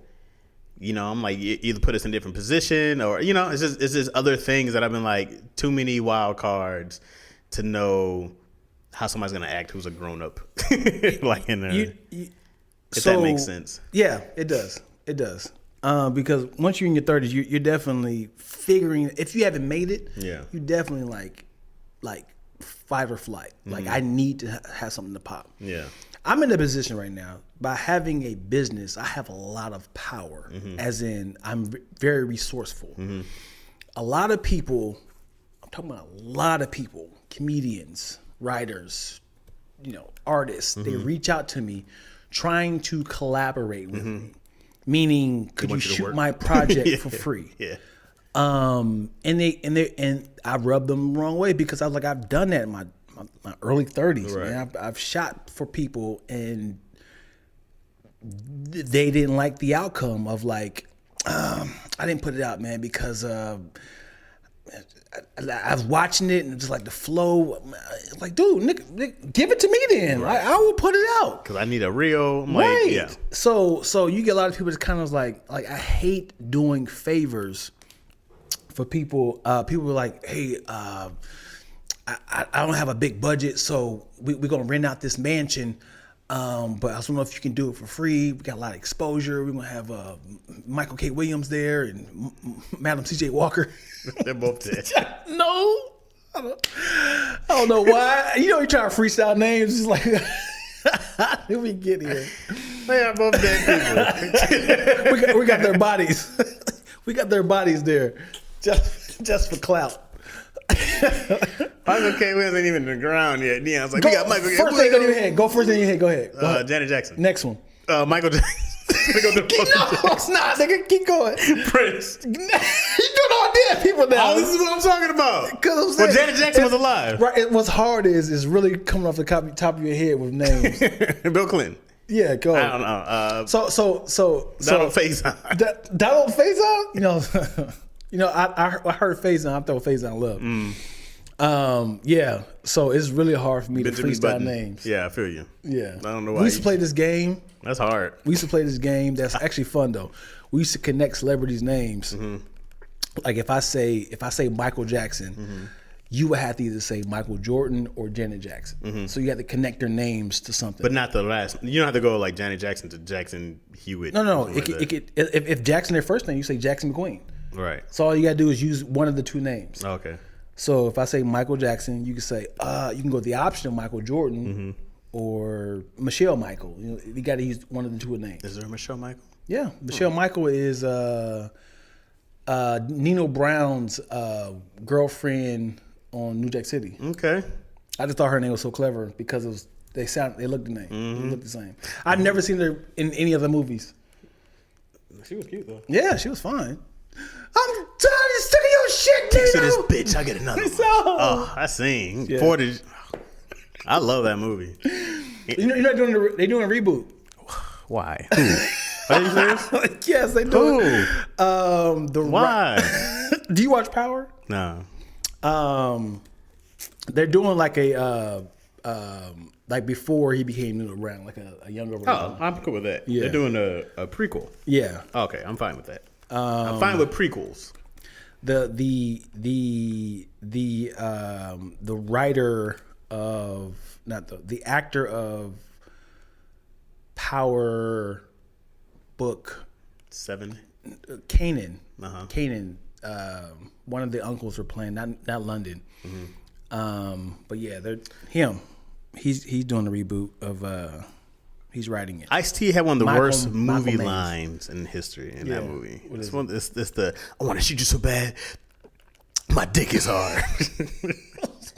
I was like, that might be one of the worst. I bet you he improv that. They were like, hey, Yeah. hey, Ice. Like how can his eyes not be like? Yeah, I was like, you want to shoot me so bad? What? Look at Ice-T's face is like, yeah. And the other dude grabbed him. No, I'm like, get off me. His dick is hard. What are you doing? Oh, my shoot so bad. And he had to verbally say, he could have just kept it a secret. Hard. He said, he could have been like, oh. Like I felt it coming like, oh, the blood is rushing. I was just like, yo, why? You got to say that. Yeah. The funny thing is, the 90s was like, we got to get rappers. We got to get influential rappers to be in movies. And then Ice-T was like, man, I don't do no... Ice-T. Well, does he have a list? He's a Yeah. gangster rapper with a list. Yeah. Is it just me or does he have a list? Yeah, list. Ice-T. You know what I'm saying? His little dreadlocks. Yeah, I want to shoot you so bad. Yeah. My dick is My hard. dick is hard. He's like, could you take your glasses off? And your hat? Yeah. Yeah. How many songs does Ice-T have? I know Cop Killer, I know Colors. 2. That's Which one? it. Which two do you know? Those two? That's it. Colors. Is he when you think of Ice-T, you think of a rapper or if you think of an actor? I think of the drink. He's the last Ice-T I think of. That's so funny. I think of a Hold on, what is refreshing his, what is his real name? His name better Terrence. be it better be Terrence. if it's like Jonathan McReynolds, I'm gonna be pissed off. Better be a T in that piece. Yeah, his name is Tracy. Tracy Lauren Morrow. Rappers be having soft names, bro. Yeah. Cop Killer Tracy. And I hate that his wife's name is Coco and she's white as hell. Yeah. But what's her real name? That's not her real name? Coco? It cannot be her real name. Let's see. Coco. Oh, her name is Nicole. So Nick. Okay, that makes sense. Nicole Natalie. Yeah, Melrose. Ice-T kept her even after she cheated. She cheated on him. Something like that. With some nigga. Something like that. You just creating a lie. No, it was something like that. She cheated on him and he kept her anyways. I was like, oh, that's great, Ice-T. He really loves you. I hate that they had a TV show called Ice and Coco. You could have just titled it Ice Coco. What the ain't about? That'd been dope, right? That'd been dope. You know somebody's Ice in there, Coco. just call it Ice Coco. Right. Nah, you gotta know that they separate people. Yeah, Ice loves Coco. Y'all names are punchlines, man. Just leave it as is. Coco. You know what? When a woman cheats on a man, you think of the most nasty. We don't think about lovemaking. We think about grinding. Like he holding back of her neck. He's choking the shit out of her. And he's ejaculating inside of her. Like, did you just? Yeah, all of it. We don't think about, it was sweet. We was on a helicopter. It definitely probably, I don't know if I'm not gonna say it hurts guys more than it hurts women because I'm pretty sure it's the same. You know, I'm pretty sure women, because women, you know, we know women are like territorial beings, you know what I mean? But so are guys with their women. I think men are more territorial with their women. Right. But women are more territorial with their space. They're more attached emotionally. Because a woman would get more mad if it's investment. in their bed, in our bedroom, in our house. Right. Because With our that's children her inside. investment. Now your children inside her.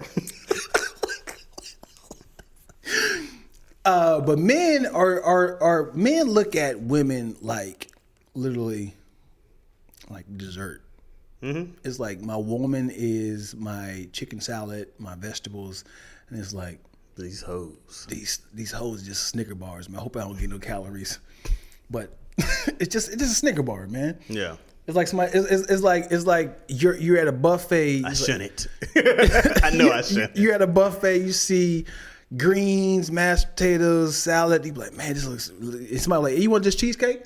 No, I'm good. I'm I'm fine right here. I'm fine right here. You eat it. They be like, whoo, that was good. But cheesecake though. Please. I don't need no cheesecake. And then all of a sudden, your wife goes away, and they be like, I mean, we can eat this cheesecake. You want to be like, all right, man. Just Let get a me little just bite. get my finger in there. Yeah, and then you take a bite, be like, nobody saw that. Oh, that's good. Nobody saw So creamy. the and scandal. And then you be like, hey, if you ever come back to Austin, just bring the cheesecake back, please. I can't imagine cheating on my wife and having to look her in the face and be like, I mean, I can imagine cheating on her. I couldn't imagine cheating on her and then having to look her in the face.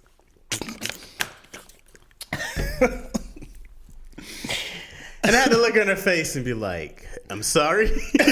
But if she don't know, you have to tell her.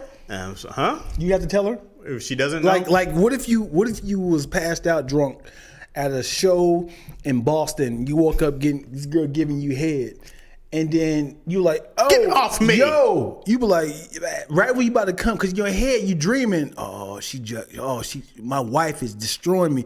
You like, here come baby. You open your eyes and it's Brittany. You be like, oh no, what are you doing here? Oh, would you be like, sweetheart? You go back home, it's like, man.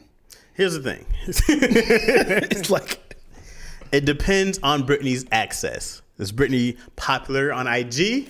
Is Britney popular? Does she have enough to get over on me?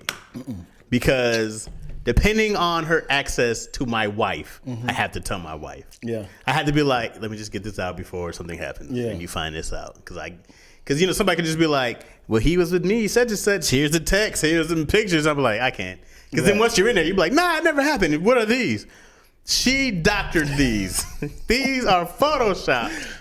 Woo. And you just got to be like, hey, look, here's what happened. I did X, Y, and Z. This is why, if I'm going to cheat, I'm going to be somebody who's in their 60s. what is the Facebook? How you get on Metaverse? What is this? What is this thing you call? Metaverse is going to turn to sexual. Oh, I can't wait for the porn. That's what I'll hop in. I'll have a whole smut house. That's what I'm going to do. I'm going to start a brothel in the metaverse. You going to have land of a brothel? I'm going to have a brothel in the metaverse, bro. That's funny. That's going to be great. Yeah. Come on in, buddy. I'm going to have my whole avatar is going to be the mistress with the fan. Oh, I'm gonna be an old Asian woman. Oh, you have big appetite. Remember Rush Hour? Yeah. When she opened the door, I'm gonna be that woman. I'm gonna yeah. find her. I'm gonna create her. And it's gonna be some Asian Chinese whorehouse operator. In the metaverse, do you need condoms? Could get a virus. I don't know. And it comes back like, how did it come in real life? What just happened? You got to be like, how many Bitcoin is this pussy worth? So I heard that there's gloves. This is real. This is gloves that you put on, and in the metaverse, if you grab it, it will touch your hand. Mm-hmm. So if you're grabbing this, the feeling of picking this up, you can feel it on your gloves. Mm-hmm. But virtually, there's nothing in your hand. Mm-hmm. So you're feeling it with the gloves, right? Mm-hmm. So if that's the case, they're going to have to do condoms that way. Why? So you can have sex in the metaverse. Because obviously, you can be gyrating all you want, but you're not going to be able to feel anything. But why do you need condoms?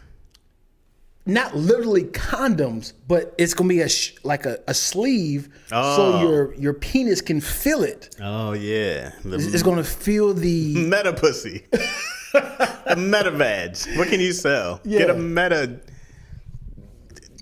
world twat. peace. So, meta world peace.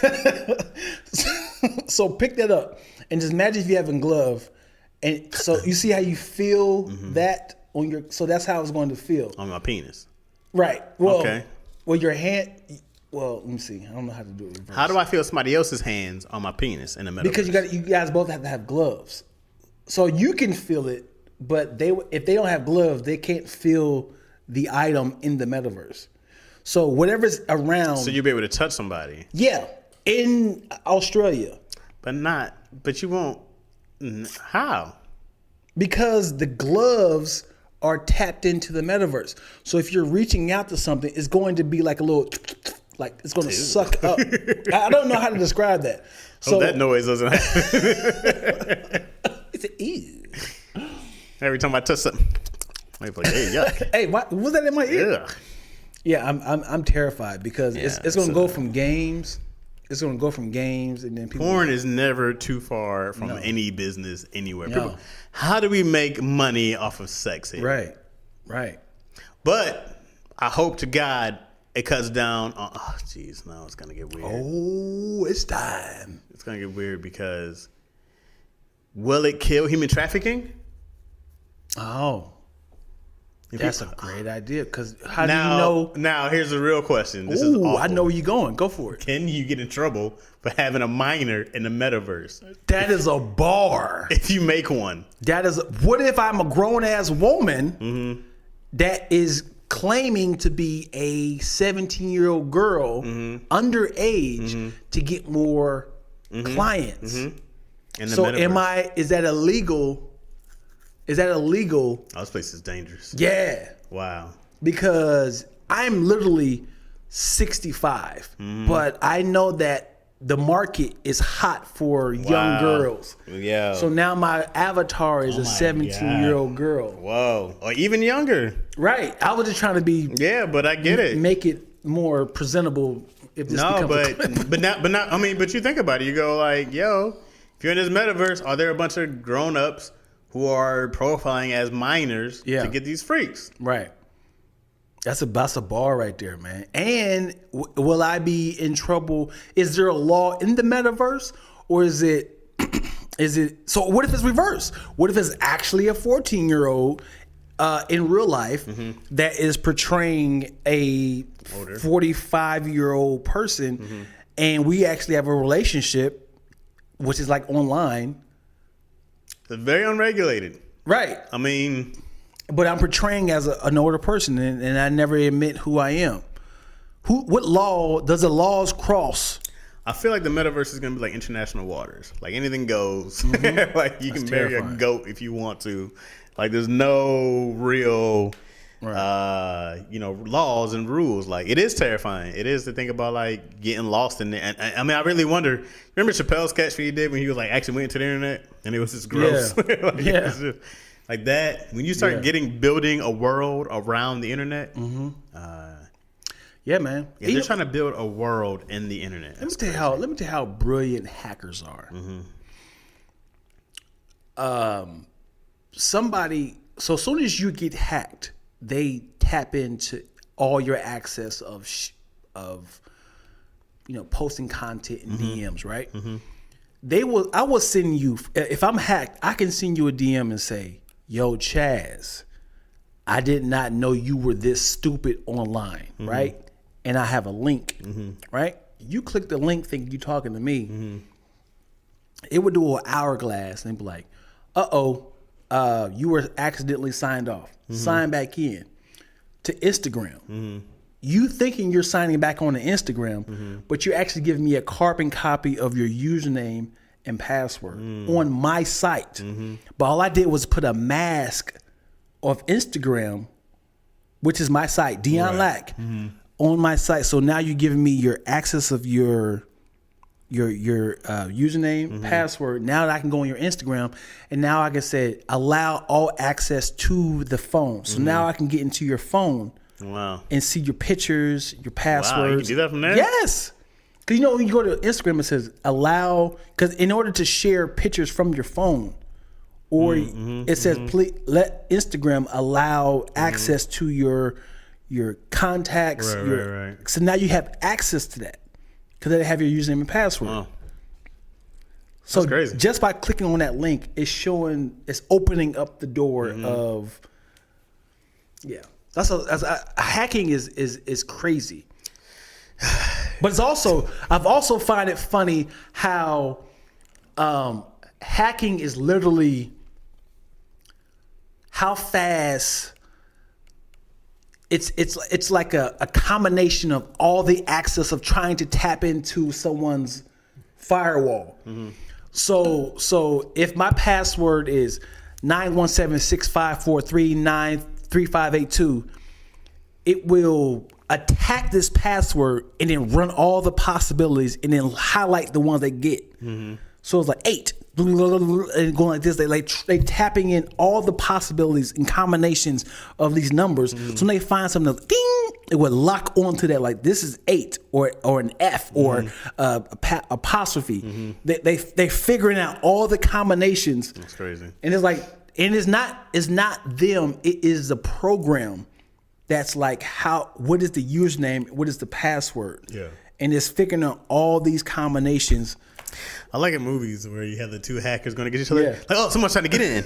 Oh, we're going to put the firewalls up. Oh, man, this person's really good. Give me 2 more minutes. I'm trying to tap into the mainframe. This person's on next. Oh. Wow, this is but not smarter than me. I'm like, what are y'all typing? Right. It is always like little windows opening up, sliding over. And we're in. Access. Oh no. What is I hate the exposition game. Sir, you might want to take a look at this. I hate the what is it? The heads up or sir, you're not gonna like this. Tell me up front. Don't give me a cliffhanger. You got to see this for yourself. Yeah. I'll be there in 10 What minutes. is it? I like them to call out of bed. Hello. Sir, you need to get here. What as soon as emergency? possible. You never hear the other person? There's a what? At the White House.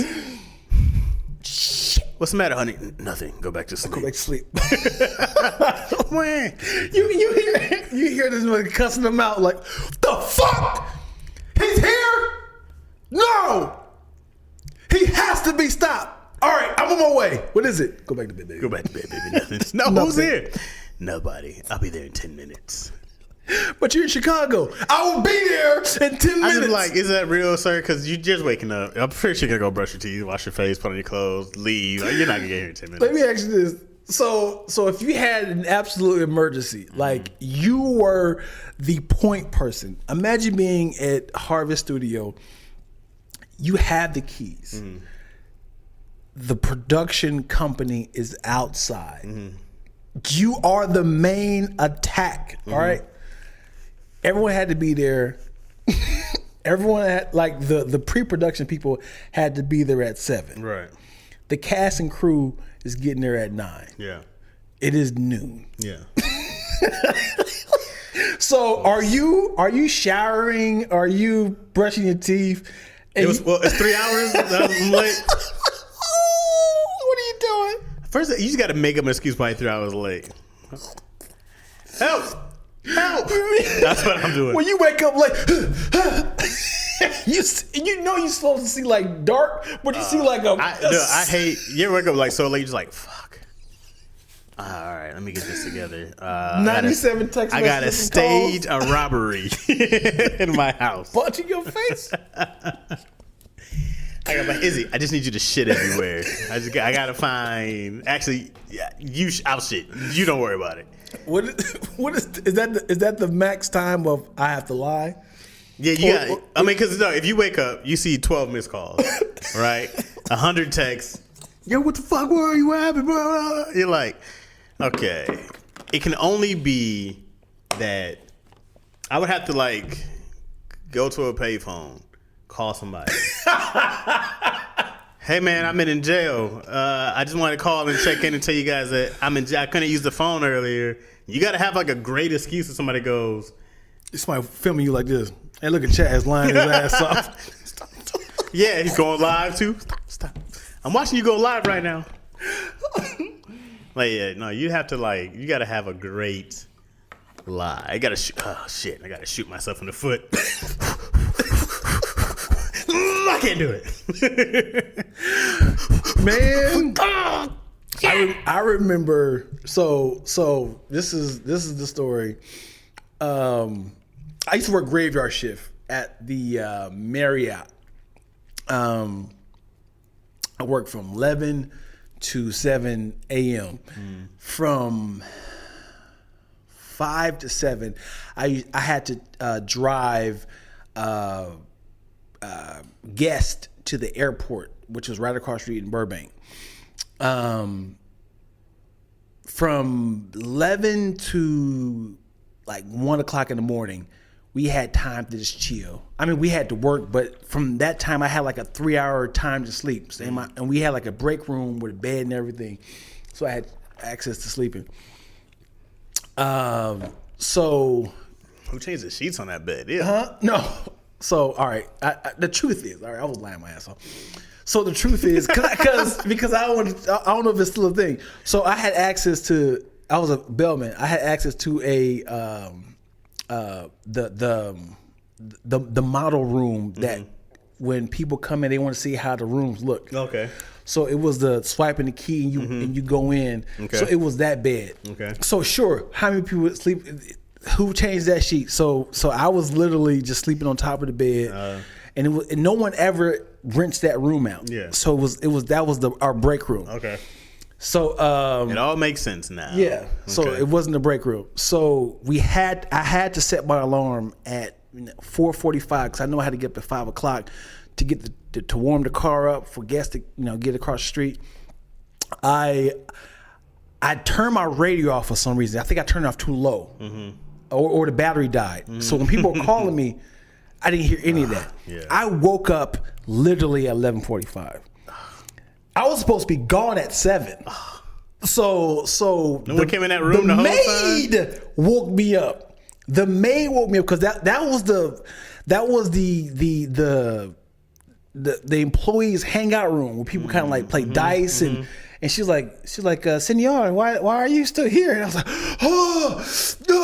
And then 40 text messages, 19 calls, and I had to clock out. And no one thought about looking for you in there. No, because that was the sneak room, and I'm cozy, and I just clocked out, and then I seen my superior that works during the day. He said, "Hey Dion," I said, and I was like, "I'm fired. I know I'm fired because from 5 to 7, no one could take them to the airport." And I had the guest was like, where? How am I getting to the airport? So I'm sure all these people were late, missing flights. Yeah, and I was like, I quit. And I just quit. I couldn't look the truth in the face. You didn't even take the. And then I left, and then they had said, "Hey, could you come back? We want to talk to you." I was like, "Am I fired?" He was like, "No, you're fired. We just wanted to talk to you to see what happened." I was like, "I'm fired. I know. You don't need to fire me in my face. I don't want to see this." So my homeboy was like, "Dude, it was chaos because I had to drop off like at least like 40 people, and it's like a mile." Right. Like walk. This is at LAX? So it was the hotel across the street from the Burbank airport. Oh, okay. So they could walk, but it's like a long, right. long drive. It's a long hike they probably did have to walk. They all probably walked. Yeah, so they had to walk. And I think what happened was the front desk guy ended up taking them. Okay, just in his car. No, in the van. Yeah, they have access to the van. But yeah, I got fired like a mug, yo. Well, I quit fired. They're like, nah, you guys aren't firing me in my face. Yeah. I remember I had a guy at UPS put a resignation letter in my face, and I was like, my friend, if I do this, I don't get unemployed. Thank you. Nice try. Man up and fire me. Yeah. But they would not fire me over there. Yeah. So you never got fired? So I guess I've been fired from like telemarketing. Oh yeah. But that's like not even trying. They're just like, hey, we're not gonna have you back after the probation. All right. Peace. I've been fired from every job, dude. Have I been fired? I'm sure I've been fired somewhere. I don't think so. Maybe not. I've had a few jobs a long time, but I've quit those. I'm hard to fire, man. People like me, bro. I'll mess up, be late. I've been hours late before and not been fired. Like hours. I missed the whole shift before, and they were just like, "No, just get it tomorrow." Would you rather get fired from a job that you love dearly, or would you rather your wife or girlfriend break up with you when you at your highest of your relationship? Wait, what do you mean? As in like you be like, man, I love my wife. You telling people, man, she's the greatest thing ever happened to me, man. And she's like, I don't think it's working out. Yeah. Fired from a relationship. Heartbreak sucks. Yeah. Would you try to explain like why? It's like I don't need to tell you why. I'm not happy. No, I won't even ask. I was just like, all right. No, Chad, stop it. You All have right. to ask why. No. If you had no I might sort of ask later, discrepancy, but at the moment, like how I feel right now, okay, where's my daughter? Just swear, I just need to go be happy with her. Because no matter what, bro, kids bring happiness. yeah, And I'll be like, I need to know. There's no. I might ask later, but you got to at be that moment, insane. Because imagine if you said that. It's like you just proved to me that you wouldn't even happen in this relationship. The fact that you just accepted that quickly. Yeah. Blah blah blah. I'm like, because if you're just doing stuff to set up to see how I feel, you're an idiot. If you do something, I just want to see what he says. If it's not true, I hate that. Wow. I hate that. You know what Yo did? That was hot. Mm-hmm. She had the it's something with the bathroom, like about changing that. She was like, oh, I left it. Oh, the bathroom trash can, right? She was like, I left it full just to see how long it would take you to change it. And I was like, why don't you just change it? And just be like, hey, can you change it? She's like, I shouldn't have to. I was like, well, now we just had a full bathroom for 3 days. And I was like, you could have just been like, hey, can you change it? I was like, 3 words instead of you want to get all mad because I didn't change it in 3 days. I hear her, but have you guys ever had that discussion about changing the trash can? Not like that. It's just like things that need to be done, right? Right. And I'm just like, yeah, dude. Sometimes I'm aloof. Sometimes I'll be like, oh, let me get that later or whatever it is.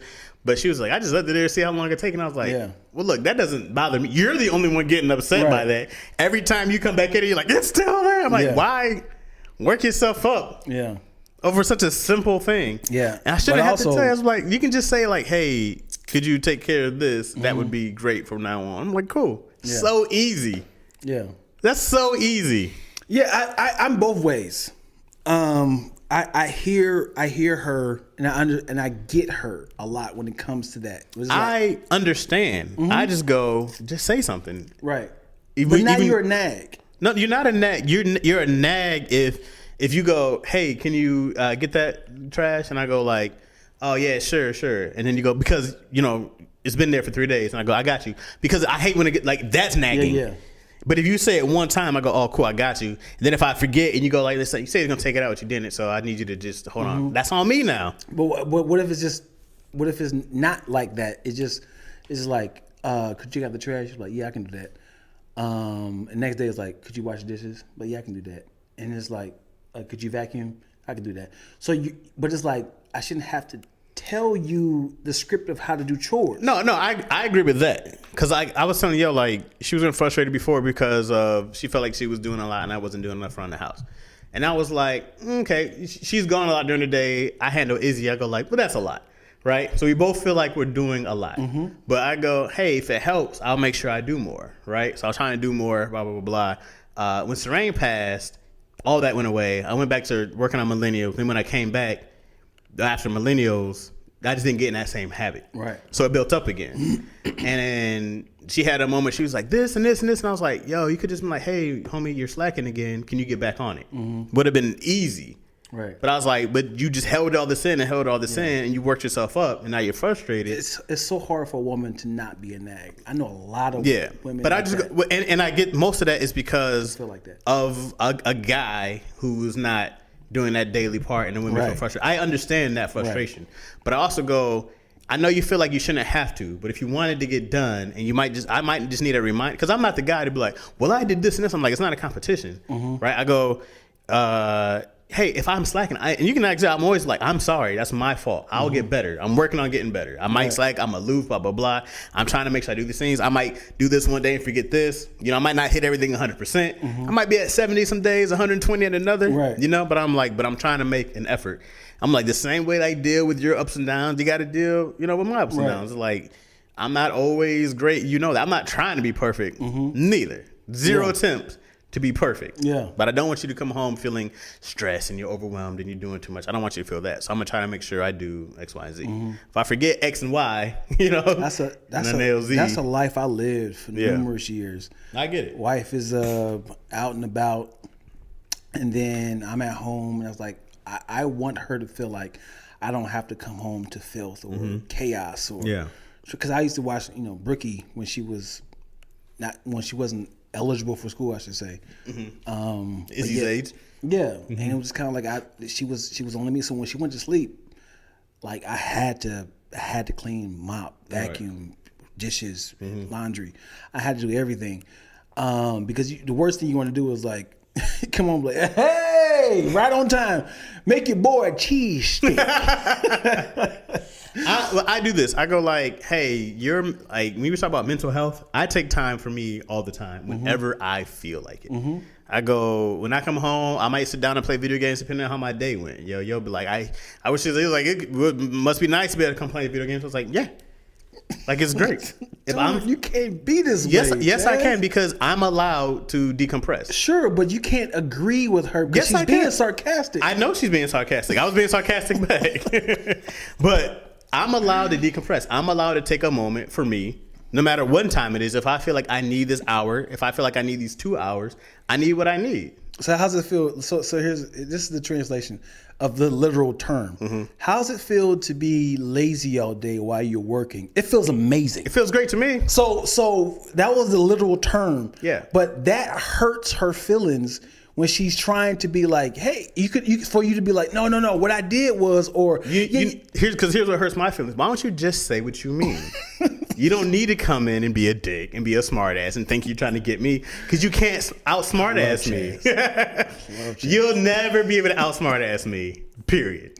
You know, and if you come in with a smart ass remark, why you don't expect one back? Right, but if it's true. But so I can be smart if it's not true. But if it's 100% true, you're 100% in the wrong. It depends what's true. You've been gone all day. You haven't seen what I've done all day. Right. So I'm saying for you though, you can be smart by saying like, oh, it feels amazing. Because now you like, I know what I've done versus like, I didn't do shit. Even if I haven't done shit, I might not have felt it today. You know, like people do this, dog. I don't have to do this. I don't have to go work a 9 to 5. Right. I don't have to go listen to somebody and then come home with some bullshit. I worked for years to make my life the way I wanted it to be. All I'm missing is a lot of money, right? I got the time I want. This is everyone's life, right? But now, when I had to work, like at UPS, I was always stressed. If you come home feeling like that, I'm like, well, you need to make time for you. If you're not doing something that makes you feel good all day, you need to come home. I'm like, go somewhere. You can plan something. Go take whatever it is. But she's like, well, I get home and I have stuff to do. I'm like, well, take a moment for you first. Right. But she comes home and she sees this. I come home, if I see dirty stuff, I go like, I need a minute. I need a minute. I might have had a bad. That minute might be 3 days. It might be 3 days. I might leave. I need 6 months to come back. But I go, I'm allowed to have my moment. But did you tell her that? Yeah, we talked about this. Hey, I need a moment. I see that. I need a moment. Well, yeah, because I'm usually home first, right? So give my mom a break from watching the kid. You know what I mean? Which we're blessed to have that. And so then when I come home and I see there's a mess, I see dishes, I'm like, I'm gonna get all that. Whether it's at 7 o'clock or 8 o'clock, I'm gonna get it. If Yo comes home and she's planning on making dinner, then I'm like, cool, let me go clean this up, right? But we don't do that all the time. So I go like, man, I'm gonna get that. And then she goes, this gotta be done. I'm like, I'm gonna get that. Like, if I'm gonna do it, then go chill. Go relax. Go sit down. Have you had to make that hard decision of who you gonna side with, your mom or Yo? I side with Yo anyway. No, I'm saying, did you like, if it was like, I think the baby should have some knowledge, and it's like, I think the baby should have. Well, that's a Yo thing. I mean, not like specifically, but like if it's something like, he's a great argument. I'm always gonna side with Yo. It's a great argument. I'm always gonna side with the wife. Yeah. I'll talk to my mom later, but like, you know what it is, lady. You know what it is. But my mom is so cool. She's always gonna do what Yo says. And also, how do you feel about your mom getting in a new relationship? I hope she does. I hope she finds somebody she likes, somebody who's cool. I hope she finds everything she wants. Yeah. You know? I was late. So I had to have this tough conversation with myself because I was so young and ignorant to what was happening in my mom's life in her late 30s. So when she I would say around 36, 37, my mom had a lot of uncles. This is Uncle James, this is Uncle Fred. How old were you? I was 10, 11. Okay. And then I was like, I think my mom was in the streets, man. And I didn't take it as a problem. I was like, yeah, they bring gifts home. They taking my mom out. But I never seen any sort of sexual acts or them kissing them in front of me and stuff. I just thought like, oh, my mom had a lot of friends. Yeah. She had a lot of women friends as well. Yeah. Until I got to an age of like, I think my mom was in the streets. Like it was no signs of like your mom is something like when Forrest Gump, your mom's something else. Poor it was it was nothing like that. But at the same time, like as I got older, one of my mom's friends was like, yeah, your mom and your dad was like a one night stand. They were kind of not one night stand, but like they said had when like, you got older, you heard that? Yeah, they were like, yeah, like, there was a little fling. They was on and off for like a good 2 or 3 months. Yeah. She like your mom and Roger Carter was back and forth, as in like my mom and like James, my dad's name is James, and then Roger Carter was like them two back and forth, like they were both beating on my mom's nerves, and she kept going back and forth with them. So when I was born, true story, when I was born, my mom thought I was Roger Carter's. That's my name is Roderick. That's crazy. Right. How did your dad feel about that? He found out at the age of 11. So you were 11. I met my dad at the age of 11. Whoa. So my last name was Roderick Guy, which was my mom's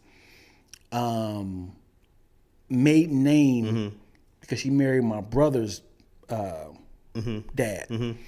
So when people like that boy is James Lacking's son. Wow. Yeah, that boy is James Lacking. You should definitely get a blood test. For years, kept saying, "That ain't my son. That ain't my son.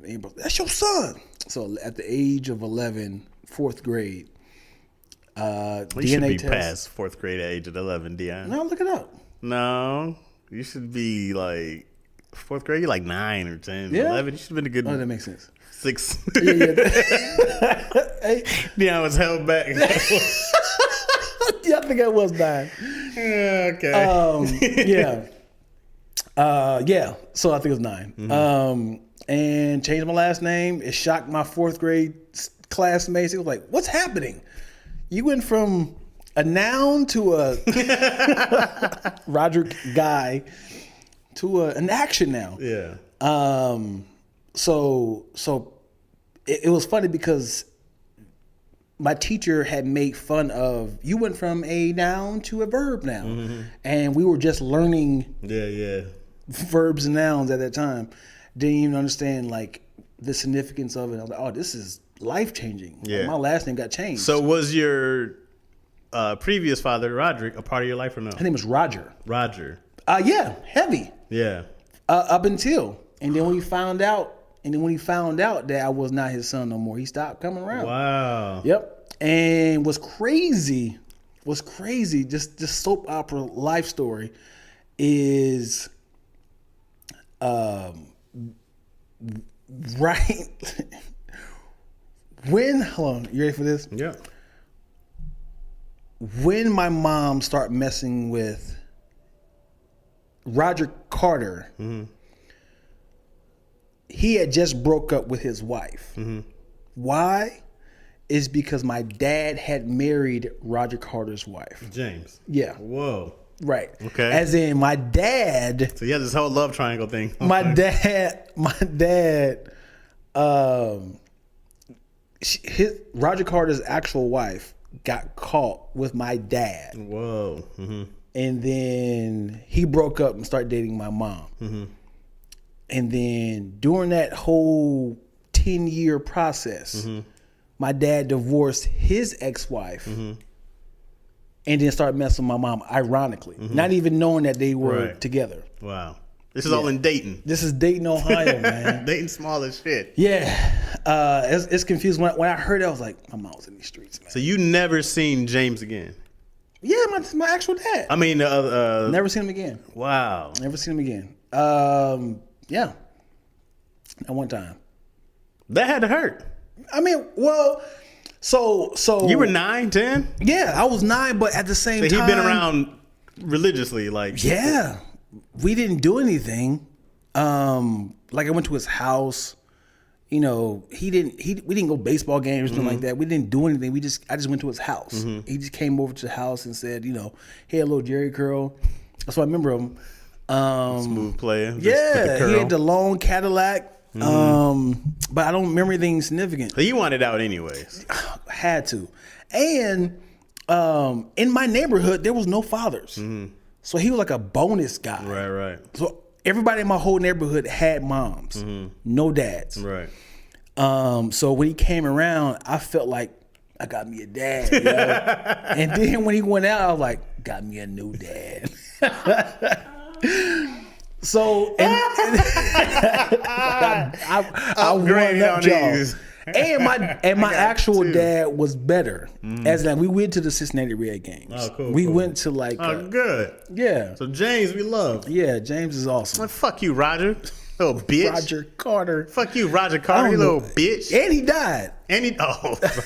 Tuesday. No. I'm so his funeral's tomorrow. Okay. Yeah. Well, he missed out, man. Yeah, man. Yeah, I would love to talk to him today. You know, thinking, do you have daddy issues?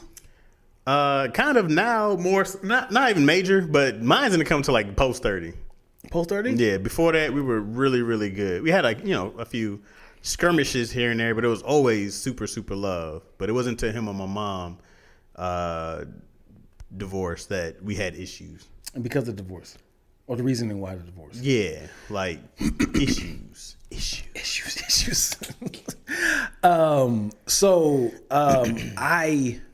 I don't know my mental status because I feel like I get over stuff real quick.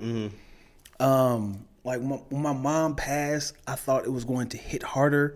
When'd your mom pass? My mom passed 2008. Wow, really? You just finding this out? Yeah, I didn't know. Yeah, she passed 2008, and of course it was shocking. Like, what? Yeah. She was 60, and it was like, how? It was just like a massive heart attack just immediately. Wow. And but I got over it really quick, and I was like, I don't know if it was because my mom was a workaholic. And we didn't have like grandiose memories. She would kind of spoil me a lot, buy me gifts and stuff. And I'm trying to break down like why did it hit me more? Why did it hit me hard? Because it like I get one of those moments of like, man, my mom passed. Yeah. Like real like a spurt of sadness. Yeah. But then people like, do you have daddy issues? Like, because my dad wasn't a great dad. He was just kind of like my dad had like 5 different wives, not at the same time, but like throughout his life. Yeah. A lot of divorces, and he has like 4 kids by 4 different women. I didn't look to him as a role model. I just kind of felt like it was a guy that was just kind of helping out my mom and trying to help. And I was like, I don't know why I'm so forgiving, giving people as much grace and mercy. And it hasn't affected my life. When people die and pass, I'm like, damn, that sucks. Yeah.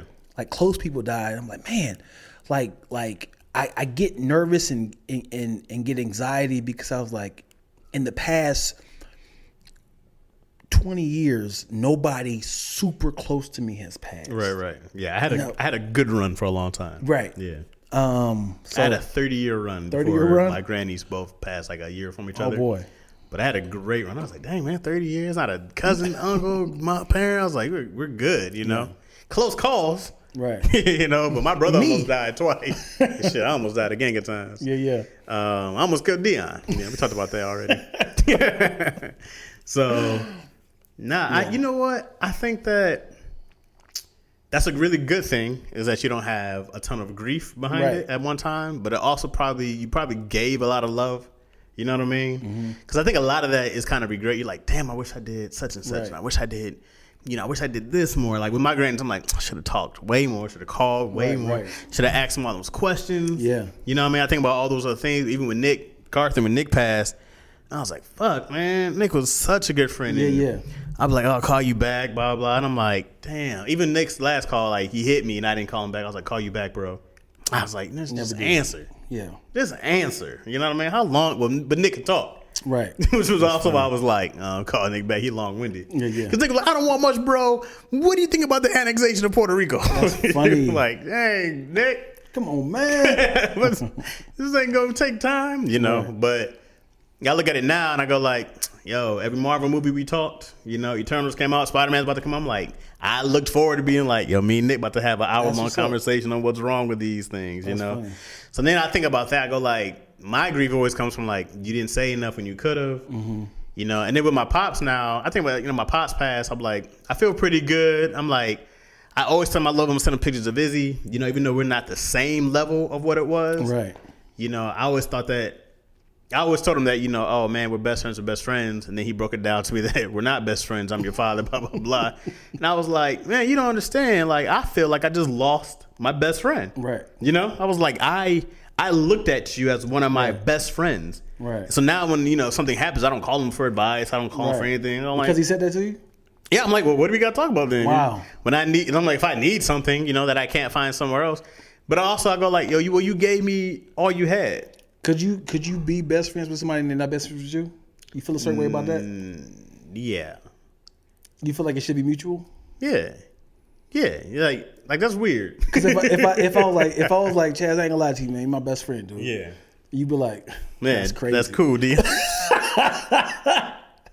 Do you feel like we ain't there yet, man? I wouldn't say if you were like, yo, man, we best friends. Chaz, my best friend. I'd be like, no, man. Like you have. I feel like people usually know where you go in this category. You know what I mean? Like you go like, when do you agree to it? When do you agree and when do you bump somebody down? Not that you bump them down, but you go like, because you hear people say like, yo, it's my good friend, blah blah blah. Right? There's like the best friends. Yeah. But most best friends come from like childhood. Right. You know, I'm like, man, I'm like, damn, people are damn near 40. I'm like, you've had friends a long time. But do you upgrade or downgrade somebody if it's like you are tripping, bro? You got the sexual allegation. You doing drugs, man. I still love you, but we got a distance. No, but you know, people become, especially in LA, where I haven't had family. People become family. Yeah, you become family to me, right? You know, and I go, there's, you know, like, you know, the clique, right? Mm-hmm. Like they're family to me. And I go, whether you put them in like a cousin's realm or whatever that world is of like your friends, like. That just becomes, I'm like, the best friend's a great tag and all that good stuff. It really doesn't mean much to me, but I go, man, we family, like we family, you know? So like I always say I have like two best friends, right? My man Jazz and James, and you met Jazz before, right? Yeah. So, you know, I've known Jazz since the 3rd grade. I know James since 6th, you know, and we talk. I just talked to Jazz the other day, but sometimes we go a long time without talking with both of them. And it's never on some, but once we pick up, it's like, we back. Yeah, like nothing happened. And that's usually how I am. So when people try to hit me often, it's weird to me. Like that's how Nick was always like, hey man, what's up? I'm like, oh, this is way too much communication. Right. Just be mutually, like when we talk, right. You know? So this is me being very vulnerable. I don't have a crew. I don't have, like, I definitely admire what you guys have. Yeah. You, Tony, Keenan, you know, that crew. I just feel like a lot of people know me. I'm cool with a lot of people. Yeah. But when it comes to like hangout, group text, I don't have a crew. Like a loyal sort of crew that if I'm in a rut and hey, I need you to pick me up from Santa Barbara, I got you, brother. You know, or if I need you to. You just lived so far from everybody. That ain't got nothing to do with it. It was because if you've been close, like we were all in the valley. Yeah. We were all close. You know what I mean? Like we all lived close to each other for the most part. You know, Keenan in DC down the street. Tony just now moved. You know, I lived with him for years. Like everybody's really close. Yeah. Lou be the only one far. Right. He's in Atlanta, right? He comes back and forth. So sometimes he's in Atlanta, he's in Inglewood. So Lou's the one we see the least. Right. But you know, in the chat, man, I think it just got started. Like we were just always. I had met Keenan from Ronnie Ray. Yeah. And then, you know, me and Tony were already, you roommates. Know, right. I don't know if we were roommates yet, but we were already cool. And so when I met Keenan, I was kind of like, yeah, I like this dude. And then we met Keon, Keenan met Keon at Flappers. Right. And Keon was like, hey, black people. And we just stayed in contact. And then he just always kept hitting us. And honestly, I think it was DC who put us all in the group chat. Oh, DC funny. Was the one like, yo, we're going to do this. And I think the whole goal at the time was to help push Tony. Yeah. I remember the pictures and stuff and you guys were doing. Oh, yeah, we went on the tour. Straight out of a comedy tour. Yep, we did that. Yeah. And like all that was great and it was fun and that really makes you close to people. Yeah. When you can go on the road and there's no fights and there's only fun. Yeah. And I remember Keon and Lou were kind of new to each other, so it was like awkward with them in the beginning. And Lou, because they didn't really know each other. Keon was from the Bay and Lou would be here. You know what I mean? Yeah. So, but now, man, Yeah. you be like, and then we all got kids now around the same age, and yeah, man, it's so yeah, I know a lot of people, man, and then I was talking to Twills about this, and then she was that's like, your best friend right there. yeah, it is, and it's and then you know, obviously it's tough to, because obviously she's my business partner. I share everything with her. It's tough to because I want a male, and I do have one. My boy Shamel back home. But I don't see him. I don't talk to him as often. I can literally tell him everything. I'll be your best friend, Dion. I don't want no secondhand smoke. Hey, buddy, just sign the contract. I think that the thing about friendship, to me, What am I doing wrong, Chaz? you're not doing anything wrong. You're great. You and Kareem are tight. Yeah. You're loved. So I know a lot of people. No, you're loved and you be loved. I think that if people, because I remember Clayton had an issue, not an issue, but he was kind of like, you guys got a crew, huh? You guys over there with your little clique, right? And it was like, but we heard that a lot, right? You know, we got from some people loved it, some people were straight hated, on that. I love that, yeah, and but it wasn't ever a thing. I think we just have a unique thing. I just think that of all the people in LA, we just all gravitated toward each other. We just all were like the most like-minded, and that was it, really, bro. Just kind of like, you don't see it anywhere else. I don't know who else has what we have. Let me ask you this, then. Since you have a crew, and it's weird to be like, yeah, I got a clique, but we stopped trying to fight it. Yeah, it's real. I'm like, yes. When the last time you been invited to a wedding? To a wedding? Yeah. I went to, remember Todd Thomas? Todd Thomas. Yeah, cat from Chicago. No, shorter black dude, bald, from Chicago. I went to Todd's wedding maybe 3-4 years ago. Yeah. I don't get invited to weddings, man. I don't get invited to private birthday parties. So overrated. I mean, what I'm saying is like I'm not the first person. I'm not the first person on people's list of people like, hey, we got to invite Dion. Yeah. And it's like, golly, what am I doing wrong? Nothing. People am just I not make loyal. We'll make excuses for people. We go like, they got kids, they live far. Yeah, I don't like it, man. Yeah. Clayton invites me a lot. Yeah. Do you go? I don't. Well, that's the problem. Yeah, man. You lose invitations if you don't go to people. Yeah, because you don't get invited no more. Yeah. I just know that. You know, you're one of the funniest people I know. I already know when I get with Dion, it's laughs on laughs on laughs. I still don't have friends. But you don't need friends, man. And like not invited, and I've been in one other wedding, as in like a groomsman. Yeah, I've been. You been a groomsman a few times. See what I'm saying? People love Chaz. But people also hate me. I'm the most hated one in the Daddy Issues clique. I'm the most hated one in our little crew. I'm hated. I'm hated. People go look at this little guy. Yeah. You know? I want people to love me. You are loved. You're just not around as much. We can't have a show. We can't have a game night without Dion Lack. Call him up. I'm like, yeah. I'm getting close to here a little bit. Now, here's a show of love. When you did your LTE Studios debut, remember? A Yeah. lot of people came out. A lot of people showed up. Everybody came. Yeah. Right? That was fantastic. Yeah, because you're beloved, you're respected. You know, you should just throw a party once a year. Yeah. You should throw a Christmas party. I need a game night. You do. I need a game night here just to kind of hug people. Yeah, man. And but your parking gets tough. That's when people go, it's downtown and parking. It's not tough out here, yo. Huh?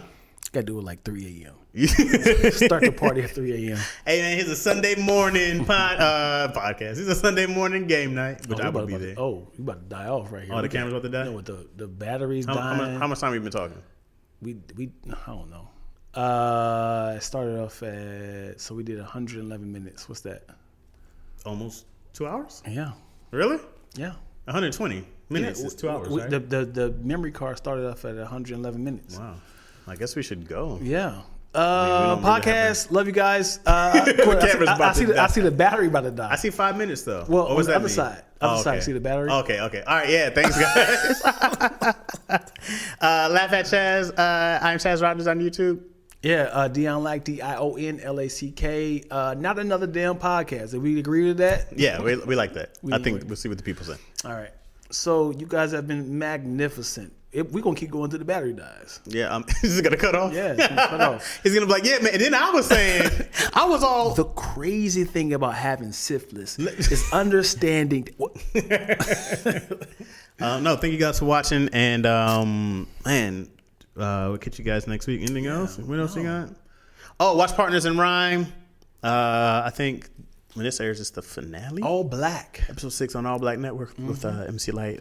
My episode is the last one, episode 7. So. Yeah, if you haven't watched my Lacking Family Christmas Rap, please go on YouTube. Lacking Family's Christmas Rap 2021. Dion's YouTube is in the description. So click on it. My rapping daughters are amazing. Yeah. Love you guys. All right.